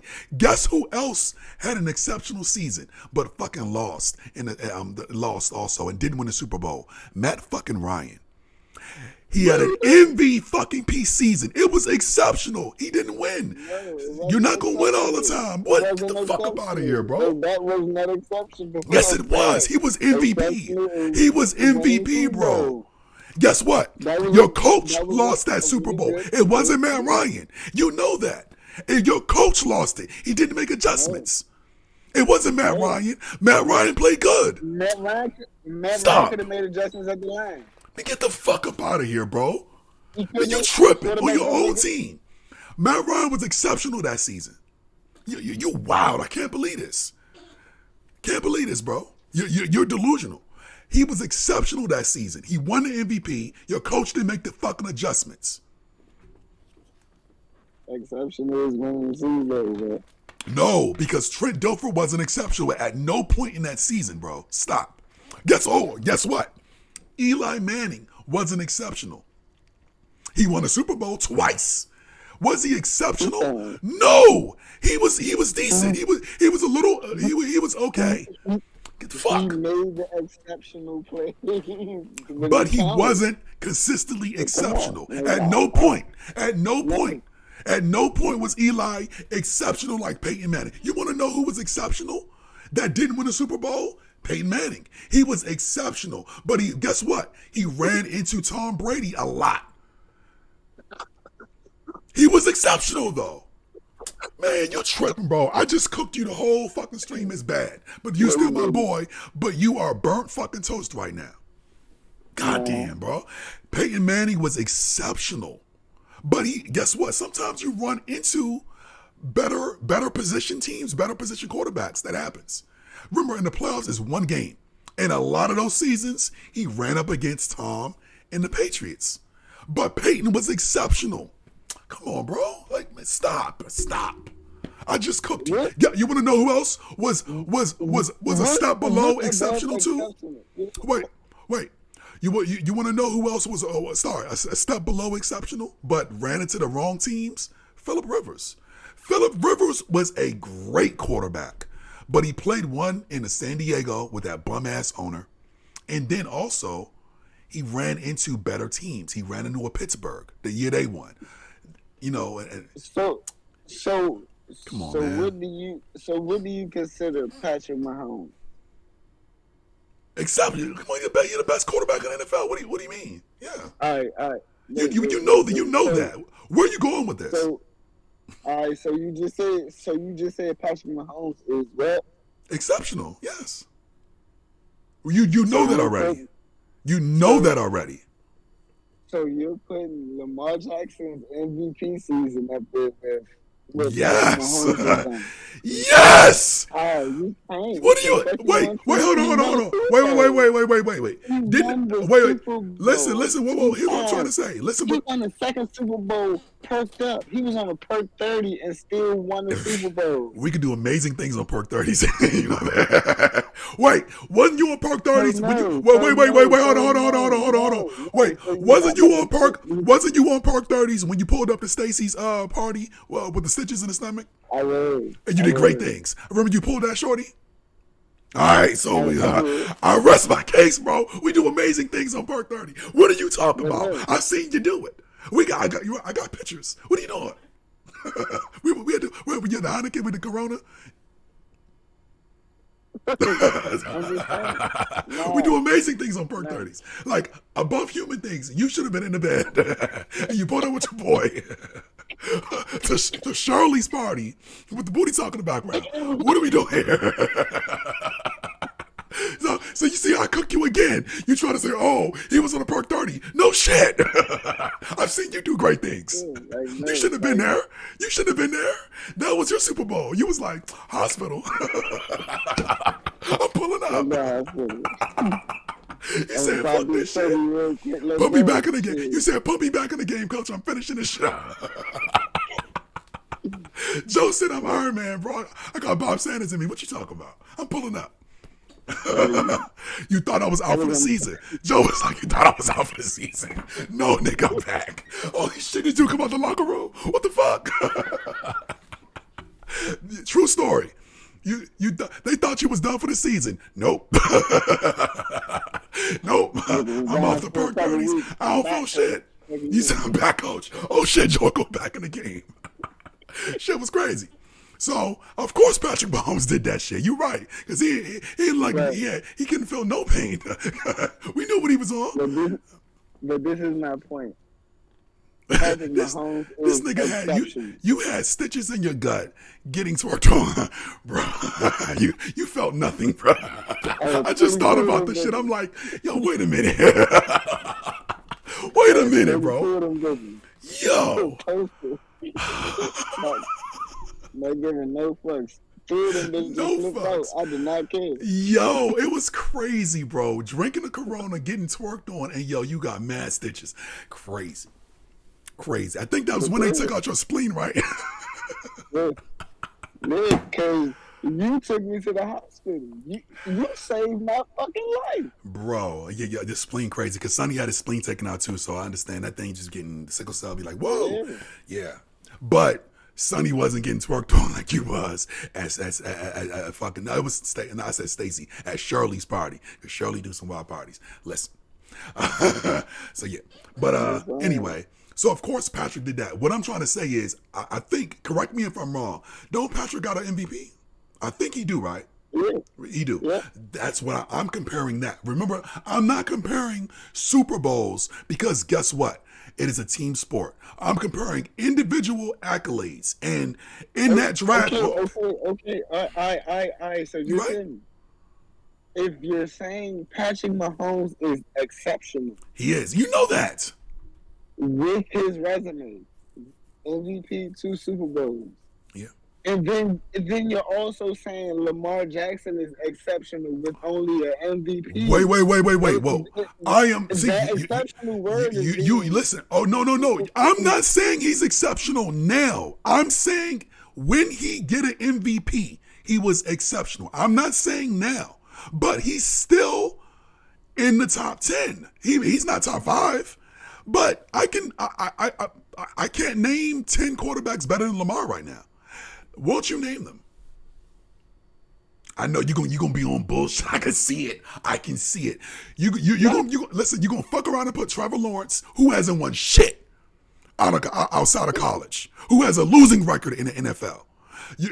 I guarantee you're gonna put him in the top 10. Go ahead, do it. Give me your list. I'm not saying that the top 10 is exceptional. It's Patrick Mahomes and the rest. I'm not even because I'm not even putting Hurts. Hurts got to prove it a couple more seasons.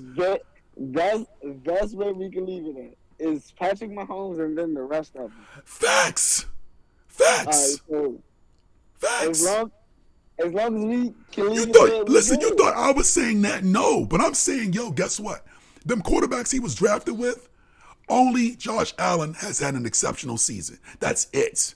And Lamar was the 5th quarterback. I'm using that word exceptional. Just say great. You don't think Josh Allen had an exceptional season 2 seasons ago? No, 2 seasons ago? Bro, exceptional is having a ring. No, it's not. Okay, there's nothing above exceptional. Listen, wait. Here's what I'm trying to tell you. They had great seasons. They had great seasons for what You're they tripping, did. bro. You're tripping. Listen, I'm gonna take it back to the 80s. Everyone, I know you wasn't too allowed to see this shit, but Dan Marino was exceptional. He never won a Super Bowl. He been to one and he never went back. He was exceptional. What you talking about, bro? Hall of Famer. No, it's not. You wild. You are tripping. You're tripping. Now you throwing dirt on Dan Marino? Fuck around. Listen, no. Here's exceptional. No, stop. Here's why Dan was exceptional. He threw for 5,000 yards. Exceptional. Stop it, bro. You tripping, bro. You blinded by winning. You're blinded by the winning. When it's not golf, it's a team sport. There's nothing above exception. So you can't put really great seasons. You can't put a great season up there with exceptional because there's nothing above exceptional, and there's still room for improvement with that great season. Listen, here's what I'm trying to tell you. That's all I'm saying. Yeah, I feel I'm not gonna change your opinion, but I'm trying my best to because you're my boy, and like I said, I'm an older brother. So listen to what I'm trying to tell you, bro. Is you're comparing Super Bowl wins, which is a team accolade. What I'm trying to tell you is that quarterbacks are judged against their peers, not by how many rings they have. And I brought up examples. Listen. I completely agree. Can I finish? The rest of that draft class outside of Josh Allen is ass. Yes, Lamar Jackson should have been one of the top quarterbacks, if not the top quarterback taken in that draft. Yes. I'm agreeing with you. That's not what I'm saying though. I'm agreeing with you. No. Yes, he's been. Oh my God, you're tripping, bro. Listen. I'll give him great, but no, exceptional is winning the Super Bowl. No, it's not. Listen, stop it. Listen, here's why your logic is flawed. Your logic is flawed. Led his teams to Super Bowl. Stop it. Your logic is flawed. I'm gonna give you an example. I'm gonna give you 2 examples, and I'm gonna shut you down. I've been cooking you the whole fucking stream. I just want you to understand that you're going to improve your argument because your argument's flawed. Here's why, Joe. Listen, because you're blinded by the rings, and there's a lot of people out there like that. No. Stop it. Can I finish? That you keep throwing out there no, loosely. You combined exceptional with being blinded by rings. Here's why I'm trying to tell you. Yes, let me finish. Just let me finish, bro. Exceptional is having a ring. I'm trying to get you to go back. I'm trying to get you to go back inside to your wife. Listen, I'm trying to look. We got 8 minutes left on the stream. I'm just trying to look. Let me finish. All right. You're blinded by ring culture, and here's why. Here's what I'm trying to tell you. It's like, listen, quarterbacks can have exceptional seasons, and not win the whole thing. That's what I'm trying to tell you. And I brought up 3 or 4 different examples. And I also brought up examples of quarterbacks winning the chip and being average. That's how it proves that it's not just about ring. You got to put, if you're going to use that logic, which I feel is flawed, you also have to put other accolades combined. You just Stop it. Exceptional loosely. I'm not. I'm not. He was the best player in the NFL in 2019. The best fucking player in the NFL, bro. He was better than Patrick Mahomes. And guess what? The best player in the NFL still lost that don't have a ring. Patrick Mahomes wasn't the best player that year, obviously. But how many rings he got? You're tripping. Listen, okay, also, you want to know what? Patrick Mahomes was exceptional. He also lost. Stop it. Patrick Mahomes was exceptional when he lost to Tom Brady. Was he not? Answer my question. No, answer my question. When Patrick lost, that's a good one. When Patrick lost to Tom Brady, was he not exceptional? Because he was. But in your logic, he wasn't. He lost in the Super Bowl to Tom fucking Brady. But he played exceptional. The season was exceptional. He just lost to a better player. The fuck? The goats went against each other. Guess what? They faced off. He lost. Didn't Patrick already have a ring before that? See, okay, listen, I see what you're doing now. I see what you're doing. You're saying because Lamar hasn't won at all. That's what you're saying. You're saying since he didn't win at all. So you said just because he got a ring. No. Did he win against Tom and lost? Is he not exceptional? Just answer that for me. Yes or no? What? Just answer this for me. When Patrick Mahomes went against Tom Brady and lost, was he not exceptional? Yes or no? And then we'll end it. He was exceptional. He said what? He was exceptional. But he lost. He didn't win the Super Bowl. Yeah. Now, he won the year before, he lost, and then he won again. But he lost against Tom Brady. But you're saying he was exceptional. What's the difference?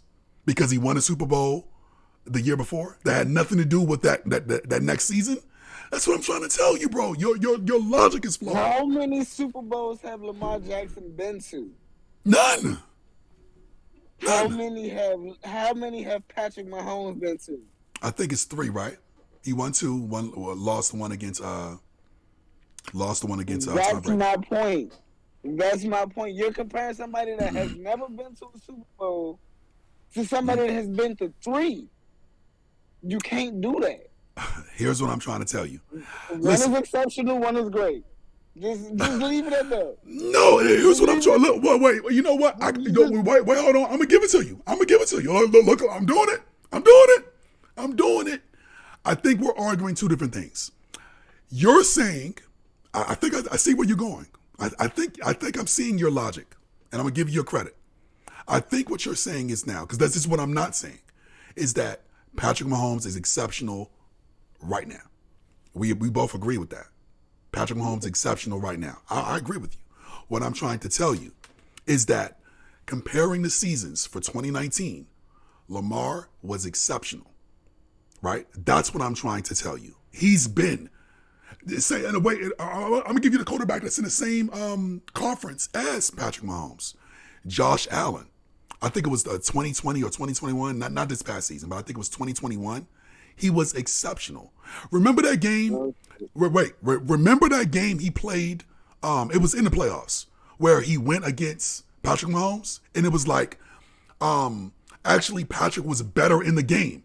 Do you remember that game? It was like 52-49 or something like that. And Patrick had a better completion percentage, but the Chiefs made the one better play and won the game by like 3 points. Do you see what I'm trying to say? It's like, look, you're trying to say basically, here's what you're trying to say. And I agree with you, Patrick is exceptional right now. No one is arguing that. The dude is legit, right? Fuck his brother. What I'm trying to say is that you can have 2 or 3 quarterbacks that play exceptional. Only one of them is going to win. And you know what? It may be a season too that none of them win. It could be a season where you get an all-time great defense like Baltimore and your average game manager quarterback wins because you got Ray Lewis, Terrell Suggs, and all them boys playing against, on that defense thing. It rarely happens. But remember, Trent Dilfer won. If what you're trying to say is that basically that should have never happened, which you can't go back in time. It did. Average game manager quarterbacks win. Guess you want to know from the Giants' perspective. Phil Simms, he's a Super Bowl champion with the Giants. Was he exceptional? No, but what you're saying, since he won a Super Bowl, he was. No. That's what I'm trying to tell you, bro. No, that's not. So you can't bring rings into it. Stop with the ring culture. No, you can't. Can I talk? Look, why are you slandering Dan Marino? It's weird. Like, no one does this. Go ahead, man. Dan Marino just catching strays. What are we doing? What? I think he was the first quarterback to throw for 5,000 yards. You mean to fucking tell me that season he wasn't exceptional? The first fucking quarterback. Come on, bro. Like, he was doing shit niggas is doing now in 1983, bro. That's why I'm saying he was exceptional. He didn't win a Super Bowl. You're crazy. All right, man. Your logic is fucked. I can't get with it. I can't get with it because you're saying that people are being trendsetters. That's exceptional in the league. When you're changing the game, you're exceptional. I'm looking at it from a year-to-year basis. First of all, Dan Marino's career was exceptional, and he says it. Look, I've been to it. He went that season. He lost, I think, to Cincinnati or something like that, and then he never went back. He was. No. That was in the 70s, I think. Yeah, that was the 70s Dolphins team, I think, that went undefeated. That was Shula and them boys. I think Larry Zonka. Shula was their quarterback. One of the greats. Can't say somebody's exceptional. He was exceptional. You're wild, man. You're wild. You're crazy as fuck. You're crazy, bro. The first quarterback to throw. If he wasn't the first, he was like the second to throw for 5,000 in the 80s when they was running the ball. And that's not exceptional as a quarterback. That's what I'm trying to prove the point. Listen, you want to know why Lamar Jackson was exceptional in 2019? Is because, look, you had bum racist motherfuckers like Pete Prisco and Gil Brandt and a rack of these motherfuckers that said he would never throw for 30 touchdowns, and he did it. Come on, bro. That's what I'm trying to tell you, bro. Like, you wild. You got the nerve to call him a running back, but yet he threw for 30 touchdowns. You want to know who's never thrown for 30 touchdowns? Josh Rosen. Josh Rosen. You talking about shit. You talking about shit in 2019. It is 2023. And in the past 3 years, what has he done? You cannot talk about nothing he has done because he hasn't done shit. So stop referring back to 2019 and talking about what he's done. What did he do last year? I'm not calling him exceptional now. He's good. So let's stop our argument. That's what I'm trying to tell. We're arguing two different things. Has he had an exceptional season? I say yes. You say no. Cool. We'll agree to disagree. Fine. Okay. Not every quarterback is going to win. Like, so you threw dirt on Dan Marino. You threw dirt on Phillip Rivers. You threw dirt on Peyton Manning. Your football acumen, you're good at drafting, but you brought all of them up. They had exceptional seasons. They were great. They were great. They've had exceptional. Listen, and here's what I'm saying. You're not saying. No, I'm arguing seasons, and you're not. No. Here's what I'm trying to say. I'm saying seasons could be exceptional without winning a Super Bowl. That were exceptional. I'm not. They were exceptional. I already proved how you are using that word. Look, I proved my point already. I proved it. No, I'm not. You blatantly just said Lamar Jackson was exceptional in 2019. No, stop it. I said 2019. Don't put words in my mouth, Joe. I said 2019. He was exceptional, and he was. That's it. No, he didn't. No. Okay. You tell me who won the Super Bowl in 2019. I don't know, nigga. Who knows? Fuck.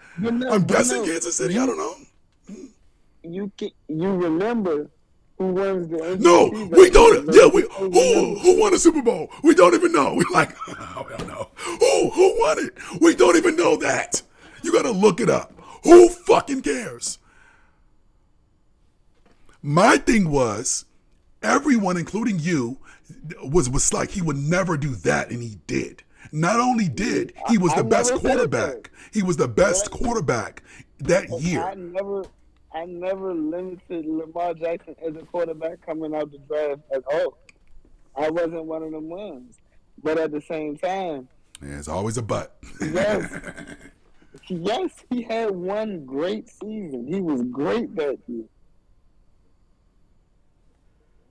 I mean, you crazy. You slandered your own quarterback. You slandered Peyton Manning. You slandered Phillip Rivers. You slandered Dan Marino. This is an all-time They all had pod. great seasons and couldn't finish it out. Listen. There's 31 quarterbacks, and you're trying to say, "Oh, there's only one exceptional quarterback each season." You're fucking false. No, I didn't say that. I'm just saying. Yeah, you did. Like, that's exactly what you're saying. You're saying that. You're proving my point. You're saying that. Literally, that's what you're saying. How many playoff wins do Lamar Jackson have? I think he has one.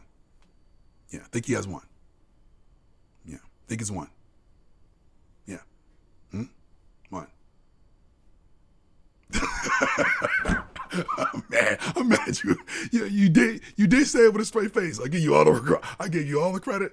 You said it with a straight face. That was funny. He has one. Yes. Yes. I'm not saying, listen, that's the funny thing. I'm not saying he's better than X, Y, and Z. I said in 2019, he had an exceptional season. Don't put any other words in my mouth. That's what I said. It's a period at the end of that sentence, by the way. In 2019, he was the MVP. He had an exceptional season. Period. That's all I said. I didn't say anything. What you're saying is why I'm agreeing with you. You're saying, hey, he hasn't done anything past that season. Cool beans. That does not prove that my point's wrong. That's what I'm saying. In 2019, he was. And guess what? I'm saying was. So I'm agreeing with you and also proving my point. You can't argue that in 2019, he was not exceptional. He was the MVP. Yeah, I can say he was great. All right, man. That's good. Okay, cool. And we disagree. I'm not here to try to make you agree with me. Okay, cool. Great. But everything else you said about Peyton Manning and Phillip Rivers and Dan Marino and Matt Ryan are also incorrect. I just said they were great. Listen, and in those seasons they were exceptional, to my opinion. Your seasons saying they're great, cool beans. I'm saying they had exceptional seasons, including Matt Ryan, who went to the Super Bowl. You really think he was gonna beat Tom Brady? No, nigga. Fuck you talking about? I know that's your squad. They weren't beating Tom Brady. No. It happens. They lost against the GOAT. Oh, there's only two quarterbacks to ever beat Tom Brady in the Super Bowl. Eli Manning twice and Nick Foles. That's it. And name another team that blew a 27 lead over Tom Brady. Listen. You can't. Listen. You can't say that's all Matt Ryan either. That's your team. Who was the defensive coordinator? Who was the defensive coordinator? Who was it? I can't even think about his name. He was the head coach of Texas now. O'Brien? It was O'Brien. Lovey. It wasn't Lovey. No. The college team. I thought you said the Texans. No, Texas. I'm not saying Texas. Oh shit. Sarkisian? Yeah. Okay. He was the defensive coordinator. Okay. At the time. Okay, Sarkisian. Okay. No. Yeah. He was too. Listen. I feel I proved my point with that. Is y'all made it to the Super Bowl and y'all were winning, like first half, y'all way up. But the other team adjusted, which we expect. Remember, Belichick is a Hall of Fame coach.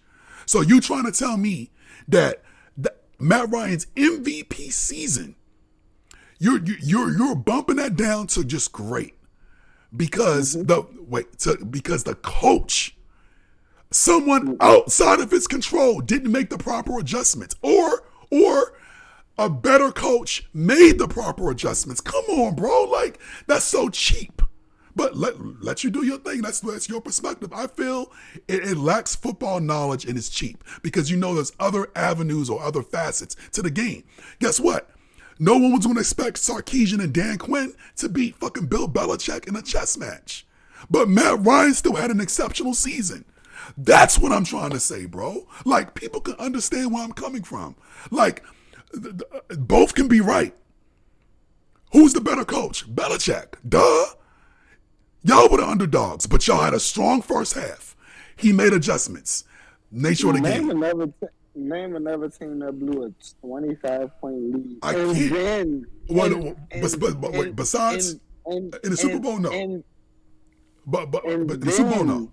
But remember, San Diego, San Diego just did. San Diego just did. And then the play to save the game, the play to just run the clock out. Instead of you getting to the line knowing my offensive coordinator just called a pass. We need to run. You had this shit pent up for a couple of years. I'm going to let you cook. Go ahead. You deserve to cook, too. We never talked about it on stream. Cook. I'm just saying, like... You calm now, but I know back then when you was watching the game, you was irate and pissed. I got you, bro. Oh, yeah, you see this fight. Rightfully so, by the way. Rightfully so. Cook now. Like, I flew... But y'all were underdogs. Y'all were underdogs. Even still, like, none of that mattered. It does. Come on. You're not listening. You're not listening. You cook. You're not listening. I'm listening now. That one play where we threw that pass at the end and threw that interception. Most put Tom Brady in that situation. He's audibling on his own. Am I right or wrong? To a run play, to run the clock out, because he knows that's what needs to happen. At that point, we still had the lead. No, we run the pass play. He throws an interception because he gets hit because our running back can't block worth of shit. You notice how you said running back, and you also said they made the adjustments, but y'all didn't. Now, some of that can go on Matt Ryan. He didn't make the adjustment. Listen, bro. Also, your coach didn't either. So what? It was 25 to 5. No, it was what? 28 to 3, right? What's the defense coordinator doing in the second half? Bro, I understand Matt Ryan threw the interception. You're right. What was the defensive coordinator doing? You're the quarterback at the line. Bro, you're the quarterback at the line. You walk up to the line. You know your offensive coordinator calls a pass play. You have a slight lead to win the Super Bowl. You're calling a pass play for what? You see the defense. Are you not going to audible? Be honest. You going to run the play? I guess. That's what they did, right? And it turned out bad. But listen, after that. No. After that. No, I'm with you, right? It was a fucked up play. Matt Ryan's at fault. After that, where were the stops? Because we've seen this twice. And I'm going to give you two examples. Go ahead. Nobody expected our defense to do anything. Nigga, we had Vic Beasley. Y'all gotta come up with a stop. Listen, that's what I'm trying to say, bro. Like, why aren't you putting that? When was the last time our defense made the stop? Listen, the championship game right before the Super Bowl. Come on, bro. Come on, man. Come on, man. That offense carried that whole team. Come on, we bro. haven't had a good defense in 20-30 years. Bro. You don't make it to the Super Bowl with just what was you trying to say? Is having a piss poor defense? No, bro. Y'all were average. Y'all were average. You wild, bro. And then listen, what I'm trying to say is like, yo, you just negated Matt Ryan's MVP season because he was out. Anything. Yes, you did, because he was exceptional. It was. No. See, you just did it again. Every time you say no, you're derailing it. Every time, bro. At least you're consistent. Dumbo, you got a consistent dude because he's consistent as fuck when it comes to this shit. So I give you props on now. You're like, you know what? Yeah, you consistent as fuck. Yeah, because you are diminishing his. He was exceptional that season. guess what? The coaching and the defense failed them. But y'all at least made it to the Super Bowl. It was an exceptional season. Because guess what? If the defensive coordinator makes those adjustments and y'all win, then you would have said, "Oh, he has the ring, so it's exceptional." Fuck up out of here. The defensive coordinator was piss poor. And listen, they let go 25 fucking points. Yes, Matt Ryan didn't score. I'm with you. Wait. But he did also put up 28 fucking points on the Patriots in the first half. Cooking. That's exceptional. What do you do the second half? Wait, hold on. You're right. I just said all that. Guess what? We only put up 17 points. We only put up 17 points against them. They put up 28. You trying to say 28 points in the first half is not exceptional? It is, bro. 28 on the Patriots in the Super Bowl. We scored 3 points. We scored 3 points in the Super Bowl against the Patriots. It wasn't the same team, but the same team. If you get what my drift. Different players, but the same team, same coach, same quarterback. We put up 3. Y'all were cooking these dudes. Man, it was exceptional, bro. You hard grading. You even your own quarterback. You blinded by the rings. I know you want one. I get it. It was like the Eagles fans a couple years ago. I know you want one. But you still got exceptional seasons, man. Tripping, bro. Like you just shitted on like 10 quarterbacks because they don't got rings. Sometimes it don't happen. Damn. Like you can still be exceptional or have exceptional seasons. I'm not saying careers like Tom Brady. You can be great and still be great. And you can also go above great and not win a Super Bowl. That's my argument. Yes, you can. Yes, you fucking can. No, you can't. Yes, you can, because the Super Bowl is a team accolade. So that's where we can leave it at. Sure. We're going to leave it right there. You can be great, but you can't be exceptional and not have a goddamn Super Bowl. So, oh my God, man, that's crazy. I can't. This guy is unbelievable, bro. Unbelievable. I know.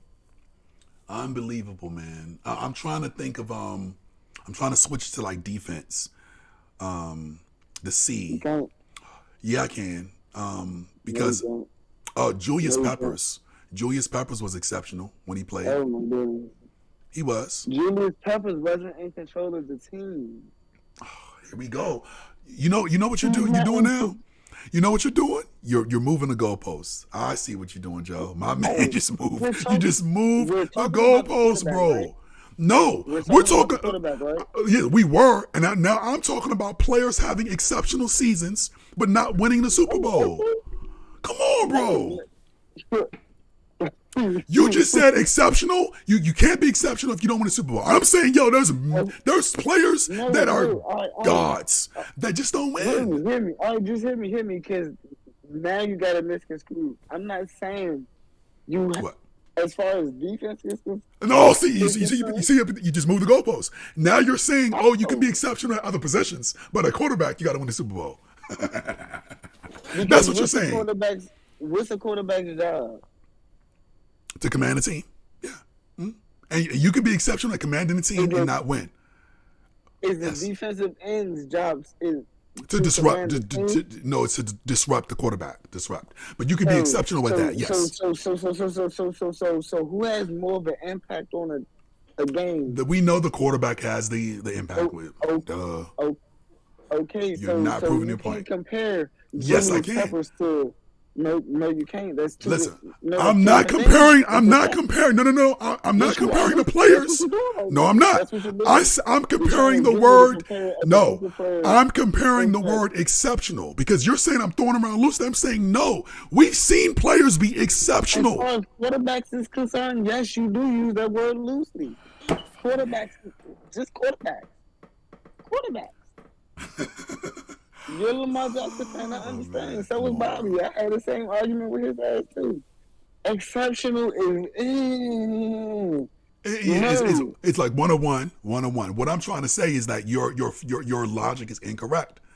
Because you can go through the Super Bowl quarterback winning the Super Bowl quarterback. I know there's a list out there that's listing for the past 20 years the Super Bowl winning quarterbacks. And the majority of them were exceptional that year. But there are some that were just decent and they won. That's what I'm trying to say. So what I'm trying to say is, if you go back to those years where we can see the names of the quarterbacks that weren't exceptional, I guarantee there was one quarterback that was exceptional that year that didn't win. That's what I'm trying to say, Joe. If you want to keep it at quarterbacks, that's what I'm trying to say, is that we go through the list of the last 20 years. Sometimes it works like a Tom Brady, or like when Peyton won, or when Ben Roethlisberger won, he's 2. Okay, you could say that. But then there's outliers that's like, who was the exceptional quarterback that year? They didn't win. They probably had better numbers. That's all I'm trying to say, bro. That's all I'm trying to say. That Trent Dilfer won. He was not exceptional that year. He was mid. Fucking mid. Or that year, Nick Foles won. The quarterback on his team was not exceptional, but it was better. But when the playoffs happened, the injury happened, Nick Foles put the dick on the table. He wasn't exceptional that year. He won, but he wasn't exceptional. So who was the exceptional quarterback? Who was that one of one? There had to be somebody. You're trying to say, nope, no one. Nick Foles won the quarterback, the Super Bowl that year. There was no exceptional quarterback, which is bullshit. And that shit's on what the other players are doing. That's what I'm trying to say, though. That's all I'm trying to say, bro. Go through the list. There's some average quarterbacks, man. Average. Or decent. But they won. But they're not exceptional. Okay. And we'll leave it at that. At that. Yeah, because you're looking at that list, you see it's a mid. Fuck around. There's some mid motherfuckers in that joint. I'm looking at weed right now. Nigga said owner pressing matters. I ain't mad at you. Get my vape pen situated. Oh yeah. You got it. Nah, you tripping. Matter of fact, next part I'm gonna have that list, because Trent Dilfer was one of them joints that stand out. He was not exceptional that year. He won. Mm-hmm. He was not exceptional. Like I said, I put my own quarterback. We really think Eli Manning. He wasn't expected to be exceptional. We really think Eli Manning was better than Tom Brady those 2 seasons? No. Tom Brady was exceptional. He didn't win. You don't think Tom? Wait. Oh, I'm proving it. I got it, and I'm gonna end the pod right after this. I think I can sway you. I think I finally got one that can sway you. Once you're done with doing your purchase, then you got it. Okay, you listening to me? I think I have it, and I think this should be it. And I'm hoping to bring you over to my side. You my brother. Okay. The exceptional season. Excuse me. That didn't win the Super Bowl was the 2007 Patriots. Tom Brady had an exceptional season. He broke the touchdown record, I think twice, because he also had the receiving record broke by Randy Moss. And they were undefeated going into that game against the Giants. It was our first Super Bowl, our third Super Bowl, but the first Super Bowl since the 2000s. And we won, barely. The crazy play, the helmet catch. That's when Tyree made the catch. You remember that? Eli had the better Super Bowl, you could say. But Tom Brady had the better season. That's what I'm trying to tell you. You see what I'm saying? That season. I've been understood what you're saying. Like, I don't think you understand what I'm saying. No, okay. That's all. All right. So, but I do want to understand what you're saying. From that season, who was the exceptional quarterback? Who won the Super Bowl? Eli Manning. And he wasn't. You know he wasn't. He was never. Don't. You gonna say Eli Manning? You gonna say Eli fucking Duck? Get the fuck up out of here, bro. It's my squad and I'm starting to respect your troll game. That's what it is. Yeah, because you like trolling those Georgia fans, and now you trolling me. I gotcha. You have mastered the art of trolling. I see what's happening here. You got the smirk. I see them horns coming out your forehead. I got you. That's what you're doing here. There's no fucking person on this earth that can say Eli Manning was exceptional that season. Get the fuck up. He won, and I'm so happy. I was in Tallahassee when it happened. He wasn't exceptional. Like, Tom Brady. Wait, you mean to tell me? Look, he won the wait. Tom Brady won the MVP. He was exceptional and he lost to a nigga like Eli Manning. He was, bro. He broke the touchdown record. Like, what are we? He can break every fucking individual record. That makes you exceptional for that season. Game, and if you fucking lose, then you get to the Super Bowl. You some shit. Wow, terrible. You know you're wrong. You know that's false as fuck. That Patriots team is stacked. They just lost. It happens. They lose. They were still exceptional. And guess what the exceptional got they is? A lose, a loss. They took the L, but they were still exceptional, bro. Like, they did everything. That's what they were. It was grand losing, but they were still exceptional, bro. Tom Brady had a crazy season that year. They were some exceptional ass losers. That's what we gonna call this guy, man. But we gonna end it there, man. That was the. We had a big ass rant. That was like an hour-long rant right there. We gonna agree to disagree. I'm right though. I won that. And that's crazy. I defended Tom Brady by winning it. That's wild. I never would have thought I would have did that. He was still exceptional. They just lost. He was exceptional. He was the MVP and broke the touchdown record that season with Randy Moss. Yeah, so that's what we gonna call him. We gonna call Lamar Jackson the exceptional loser. We gonna call Tom Brady the exceptional loser. Wild, mad flagrant.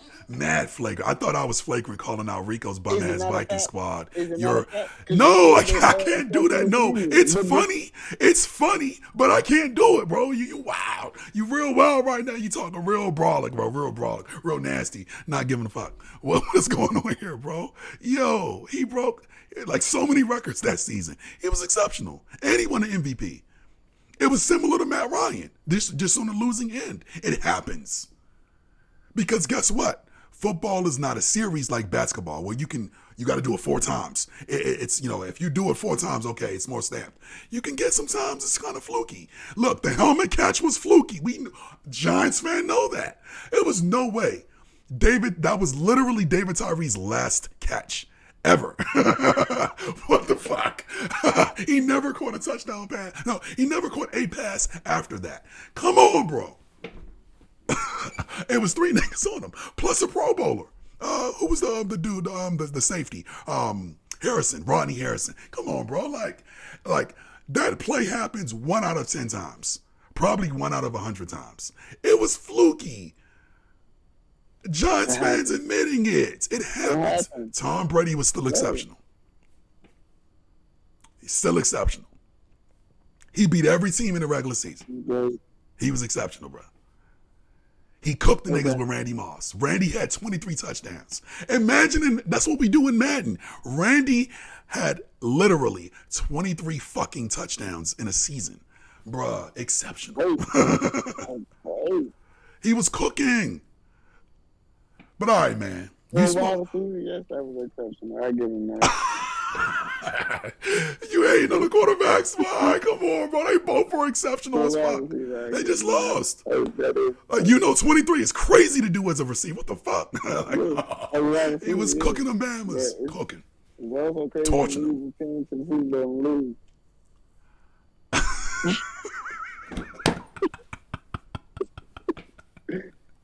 I can't with you, bro. I can't, man. We know you lived it, but come on, you can still give props to Matt Ryan. He had an exceptional season. Imagine being in that locker room after they lost. I know it, bro. I feel for you. It was traumatic. I know you. Listen, you probably got a therapist. It was bad. Look, 28-3. Come on, bro. And it was like 5 minutes to go in the third quarter. It wasn't just like y'all lost it at halftime. It was almost fourth quarter, and y'all still were up multiple touchdowns. It was bad, bro. It was what the fuck happened. It was literally. I know you was watching it like you probably had your nachos. You probably had tacos. It was crazy. And then what the because you were probably looking like, what the fuck is this shit? You had to be, because it was like, yo, and you was geeked up at halftime. It was crazy. I understand. You was like, we got 30 minutes. So We going, yeah, I know. Rightfully so. You was toasted, bro. Toasted. I'm with you. I get it. Because I understand that time probably went so fast. It was like, yo, what the fuck is this? I know. I know. Look, Philly just kind of went through that shit because they didn't know what the fuck hit them second half of this past Super Bowl. Boy. And that was like, oh, we got him injured? Oh, shit. and then he still got cooked. God damn. Look, you want to know what else I'm going to say too? From your recollection, your logic, which is flawed. Patrick Mahomes wasn't even the best quarterback in the Super Bowl.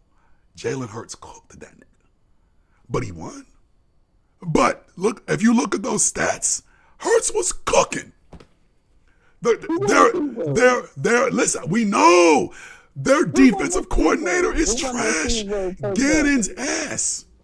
30, nigga. You right? Big Patty on the post 30, nigga. Which quarterback played better? And you know damn well it was Jalen Hurts. He cooked. Patrick Mahomes played better on the post. No, he didn't. All right, bro. He won. That he didn't play better. He was invincible. His stats line did not see that. Nope. He was scared in the first half. After he got that perky, that nigga, he did not get no fucks. That nigga, he was already on the bus going home. Jalen Hurts had the better game, but he lost. You know, and I hate Philly, but Jalen Hurts had the better game. Yeah, the Chiefs won. No, I'm not. You notice I'm not saying Jalen Hurts was exceptional. I'm saying Patrick wasn't even the best quarterback in the game. His team won. They got the better coach. Because fuck Nick Sirianni. I hate that motherfucker. I hate Nick Sirianni. Great players, but fuck Nick Sirianni. So and then of course they did Andy Reid dirty because that was his former team. He didn't want to leave Philly. And now he winning more Super Bowls with another squad. Jokes on Philly. I'm all for that. I want to see them burn. But Jalen Hurts, even though I hate Jalen Hurts because he played for Philly, he's a stand-up guy. And clean. Dad's clean. Brother's clean. I just hate that he played for Philly. But Jalen Hurts outplayed Patrick Mahomes in the Super Bowl. Now, I'm not saying he was exceptional. He outplayed Patrick. Patrick was not the best quarterback in the Super Bowl, but he won. And for what you're saying, great. He wasn't even the best quarterback. It happens. All I'm saying is it happens. Yeah. That's all. It happens, bro. That I can agree with. You want to know why I can agree with it? Because you didn't say, oh, Jalen Hurts is exceptional. He wasn't. But he was better. That's cool. That I can agree with. Pat was hurt. He's home. Like, in that second half, Patrick Mahomes, he was in his car driving home. He didn't know where the fuck he was at. Okay. Come on, so man. I want to ask you this then too. I want to ask you this too, because you're right. Patrick was fucked up, like the ankle series, and there was people trying to say he was faking. Like, nah. Like sometimes you get that injection that's straight to the, and then you coming out, you don't feel shit. You don't feel nothing. You know, people don't understand that because they ain't play sports. I'm with you. You know what I mean? Or they haven't been injured. Sometimes they got some high grade horse tranquilizer shit that you don't feel nothing. And people know, oh, it was fake because he could run on it. I'm like, bro, he don't feel none of that. He don't feel anything. Like, not a good sensation, not a bad joint. That shit, for the next 2 days, he ain't feeling nothing. And that's what that is. So yeah, he can run on it because he don't feel anything. But people didn't really get that. What I'm trying to say is, what did Patrick Mahomes have an exceptional season? Yes, he had an exceptional season. Get the fuck up out of here, bro. Fuck up out of here.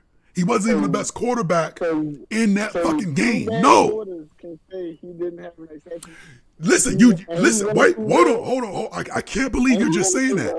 Hold on. I can't believe you're just saying that. Because then again, you're just even though you say you're not ring culture, you are. You just said so. You just said out your mouth. It's on stream. We're recording it still. You just said out your mouth. Oh, you said, so two quarterbacks, 2 quarters can't change it. You just said that it did because Matt Ryan, the whole fucking season he was exceptional. He didn't make the right adjustments, and also the coaches didn't step up and do their adjustments either. 2 quarters. Matt Ryan, in my opinion, was exceptional. You're trying to say, I'm saying, no, Patrick Mahomes wasn't exceptional, but he won? He wasn't exceptional? No, nigga, no. But you're saying, yeah, because he won a Super Bowl. I'm like, no, nigga, he wasn't even the best quarterback in the game. That's not exceptional to me. No, he wasn't. From a second-year fucking quarterback, you got outplayed, nigga. Fuck you talking about. But your team won, but you was not the best quarterback. That's what I'm trying to say. You just said, yeah, Patrick was exceptional, but Matt Ryan wasn't? Man, just because one won and one didn't, it's got to be other criteria. You have to use the Super Bowl with other things, and you're not. And what I'm trying to say is seasons. 250 yards and 41 touchdowns isn't enough criteria? Not to be exceptional? No. What was, stop it. What was Jalen Hurts? Stop it. No, stop. What was Jalen Hurts? What was Jalen Hurts' stat line? You're talking about the Super Bowl, and I'm talking, you just asked me if he had an exceptional season, right or wrong? Yeah. And I'm giving you his season stats. 5,250 yards passing and 41 touchdowns. That's not exceptional? Along with the Super Bowl after that? No, because he wasn't the best quarterback in the game. No. Name another. Like, what the fuck? How many other quarterbacks had 5,000 yards last year? You tell me. Pull up the numbers. You got the numbers? But listen, hold on. Here's what I'm trying to say to you. It doesn't matter because with your argument, you're saying there's only one exception. Stop it. Your argument, listen, here's what your argument is. Your argument is saying... Now you moving the goalpost because you're talking about the Super Bowl, but you asked me about his season. You said who had the better season. Did he have an exceptional season? I gave you his season numbers. 5,250 yards and 41 touchdowns on the season. That has nothing to do with the Super Bowl. It does. Listen, wait. Here's what I'm trying to tell you. Listen, because I'm using your logic. Like, think about it. Remember, wait. Hold on. Can I finish? I'm answering your question. You asked me, did he have an exceptional season for the regular 18 weeks of the season? 5,250 yards passing, 41 touchdowns. He ended that same season. He ended that season with a Super Bowl ring.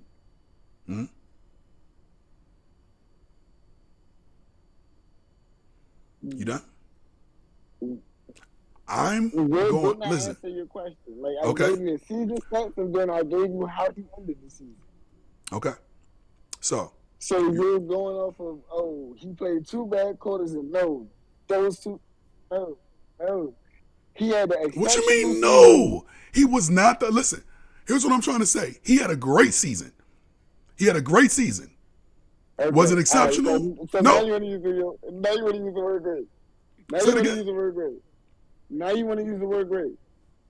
But was he the best quarterback? The season was exceptional, and he only had 36 passing touchdowns and barely 3,000 yards. He led the NFL. This man just had touchdowns. 5,200 yards passing and 41. He led the NFL in touchdowns. More yards than him passing and almost you compare. Listen, they're both great quarterbacks, and they both been exceptional at times. I'm with you on that. Here's what I'm trying to say. So wait. So listen. In 2019, he was. You also want to know what? He was a better quarterback in 2019 than Patrick fucking Mahomes. He played that season also. Lamar was better, nigga. The stats prove it. Fuck you talking about? Who won MVP, nigga? Lamar. Fuck you mean? It wasn't Patrick Mahomes. Listen, I'm not knocking Patrick Mahomes. I'm not. This is not what I'm trying to do. The same way I don't knock Tom Brady, and I hate Tom Brady. You even said out your mouth that Eli fucking Manning that season was exceptional or not exceptional, was a better quarterback than Tom Brady because he won. No, nigga, Tom was exceptional. He just lost. Same thing. The same thing. Wait. The same thing I'm saying about Matt Ryan. Okay. Like he was exceptional. You lose sometimes. You lose. I said you got it. You dick riding all. Oh, what's going on? My boy Vera right here said Reggie popping off. Joe, what'd you do to him? This is where I step in and offer Irwin a burger because it seems like argument that happens only once because someone isn't getting their food.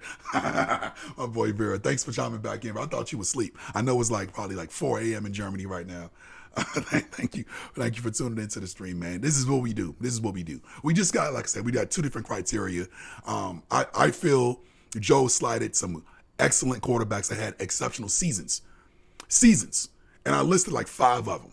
And he's because Eli Manning won the Super Bowl over Tom Brady. Tom Brady was exceptional that season. He just didn't win. It happens. Dan Marino was the best quarterback in 1983. He went to the Super Bowl. He lost. Still was exceptional. He was doing things no other quarterback was doing. Listen, I think he was either John Elway or Bernie Kosar. You 1983. Look that up, because John was dope that year too, right? Let me know who it was. I don't know. It was 1983. I was 1. I just know he was a stud. Who was the team? I don't know.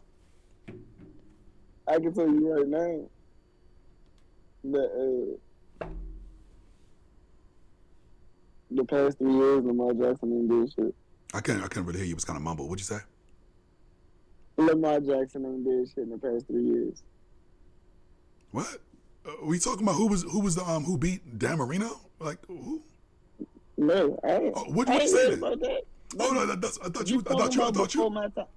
You're talking about shit before my time. I wasn't even born in '83, so that don't matter. I'm talking about shit right now. And it does matter, bro.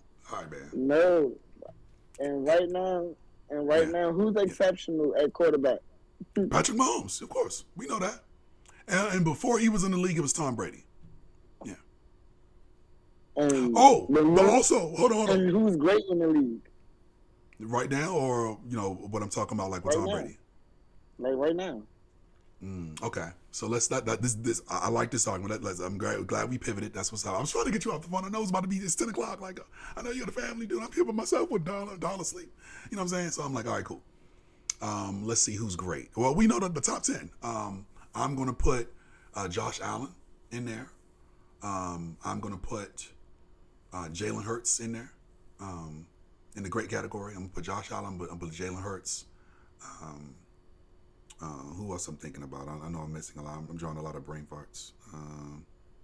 There's probably one more. I'm not gonna put Aaron Rodgers in there anymore. We got to see if he does it with the Jets. I think he's good. He had a bad season last year. Not really too much from the NFC. I'm not putting Kirk Cousins in there. He's mid. Joe Burrow, great. Yeah. I know I'm missing something. You help me out. AFC guys, it's probably 3 or 4, maybe 5 in the AFC. And what I'm thinking is top 10 is great. 15 through 20 is mid, literally. 11 through 15 or whatever, good. And then mid is 15 through 20, and then trash 20 through 32, right? So I'm missing guys, but Joey B, great. Josh Allen, great. We already know Patrick Mahomes is the exceptional guy. So I got 2 great ones. I'll put Herbert, because Herbert, I think, threw for 4,000 yards in the season, so I'm going to put him in great. I'll put Hurts. Hurts is the only one in NFC. Yeah. So my great categories maybe 5 quarterbacks, but I might be missing 1 or 2. What's your list? Your great quarterbacks right now. No, we're on the same page with the greats. Yeah. We're on the same page. I just wanted to make sure it was a clear-cut definition between exceptional and great. Yeah. But this is my argument, and this is not what you're arguing, so I'm with you. You're not arguing that there can be an exceptional quarterback in a season that doesn't win the Super Bowl. My argument is saying, stats-wise, yes. But what you're saying, no. So basically, I think I'm getting what you're saying. But I want you to say it. That way I'm not assuming. You're saying for those seasons that a mid quarterback wins the Super Bowl, there's no exceptional quarterback. I'm saying yes. You're saying no. And I think that's where our argument is. But you correct me if I'm wrong. I mean, that's basically what it is.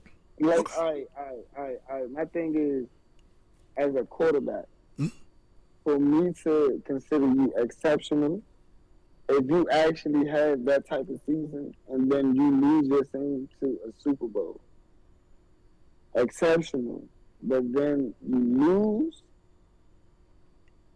like something dealing with your job is the cause of the loss for the team, then I can't say you was exceptional, because then I'm pretty sure that person that you lost to probably didn't have an exceptional season the way you did. So would that make that person that won exceptional? That's our argument too. It's saying, I'm saying no, but the chips fall sometimes. I'm saying, yeah, just to get on your nerves, because I see come on, man. You seen like Eli Manning, like Trent Dilfer, like mid. Like, no, they won, but mid. Nick Foles, no. Come on, bro. But he won? But no. Tom Brady was still exceptional that season, even though he lost to Nick Foles. That's my argument. I'm taking my Giants bias out of it. Did Nick Foles have a better Super Bowl? Yes. Was Tom Brady the exceptional quarterback that season? Yes. Both can be true. That's my argument. Your argument is saying, nope, I guess there was 0 exceptional quarterbacks that season because Nick Foles, of all people, won. I'm just saying no. I'm like, damn. Nick Foles didn't do nothing that whole season. It was Carson Wentz. Then he got hurt. And then Nick Foles came in, and then he shut down everybody that he played. It was like, y'all really shit. But Tom Brady was still exceptional. No, he showed Tom Brady he was some shit too that year. Come on, man. I'm just like, ugh. He did. He fucking did. Big Dick Nick. He did. Tom Brady was still exceptional, man. Come on, man. Like, what we doing, man? He sent his ass home an exceptional loser that year. He was still exceptional. He was a loser, but he was still exceptional. I think that proves my point. I think we both can agree then. You can be exceptional. He just was an exceptional winner. You notice how I'm not saying exceptional winner. I've never said that. You notice? Never said exceptional winner. I just said had an exceptional season. So if you can say, if it's exceptional loser, all right, then that's what it is. But that's also shitting on Dan Marino. That's also shitting on them years that Peyton Manning didn't win. You know, look, I'm going to be real. Peyton Manning's during his career, he was basically the best quarterback. He had better statistical seasons and he was a better quarterback of leading his team. But remember, you know, because that's Leno's team, the Colts also had trash defenses. Garbage. But Peyton was so godly of a quarterback, he was getting them over. You know, sometimes you got players that do that for you, right? Where you got, like Vic. You would win a Super Bowl with Vic in Madden 04. It was fucking Vic. Y'all team was mid, but you had this godly dude who ran what? I think it was on a 90, 99 speed or some shit at a quarterback. You wasn't losing if you knew how to play with him. But the defense, you know what I'm saying? That's what I'm trying to say, bro. That's all I'm trying to say is like, yo, you can have some exceptional seasons, but the team ain't around you to take it all away. Sometimes it matches up. Sometimes it don't. That don't mean that the quarterback was not exceptional. Peyton was. He ran into Tom Brady a lot and got laxed. Sometimes it was close. Sometimes it was close. But Peyton was the better quarterback. Yeah.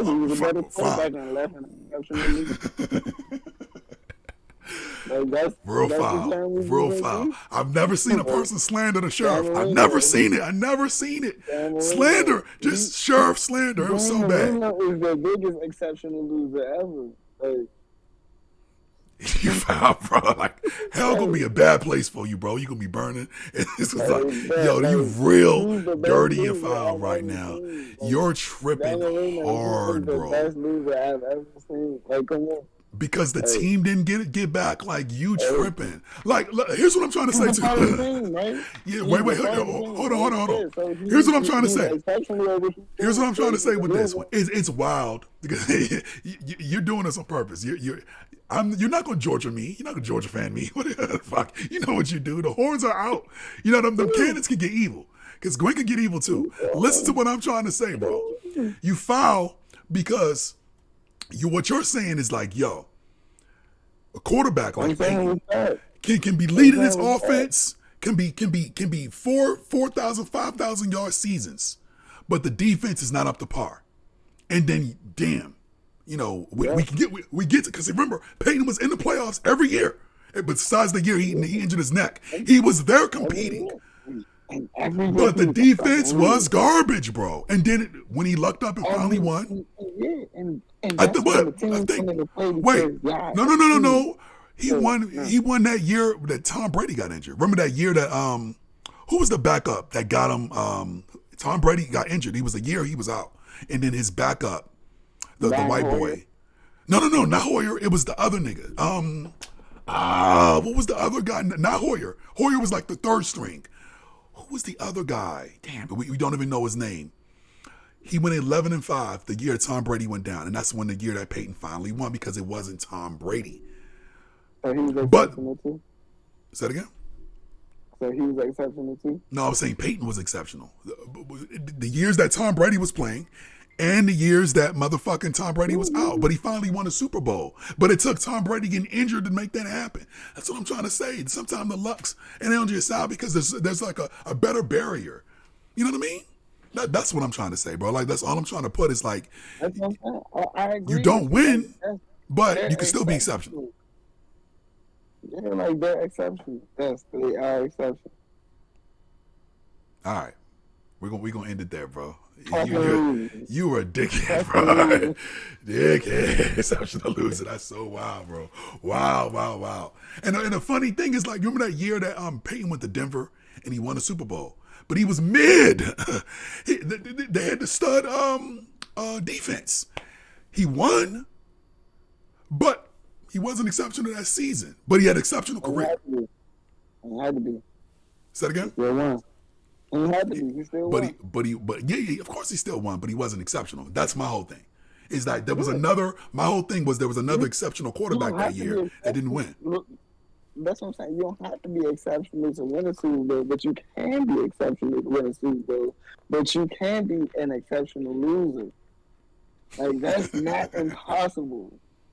I've seen it happen 1,000,001 times. You just named a lot of them. Trash. Like, they ain't deserve none of that slander. Yes, they were. None of that slander, bro. None of that slander. It was bad. Damn. Phillip Rivers course strays. Marino course strays. Exceptional loser.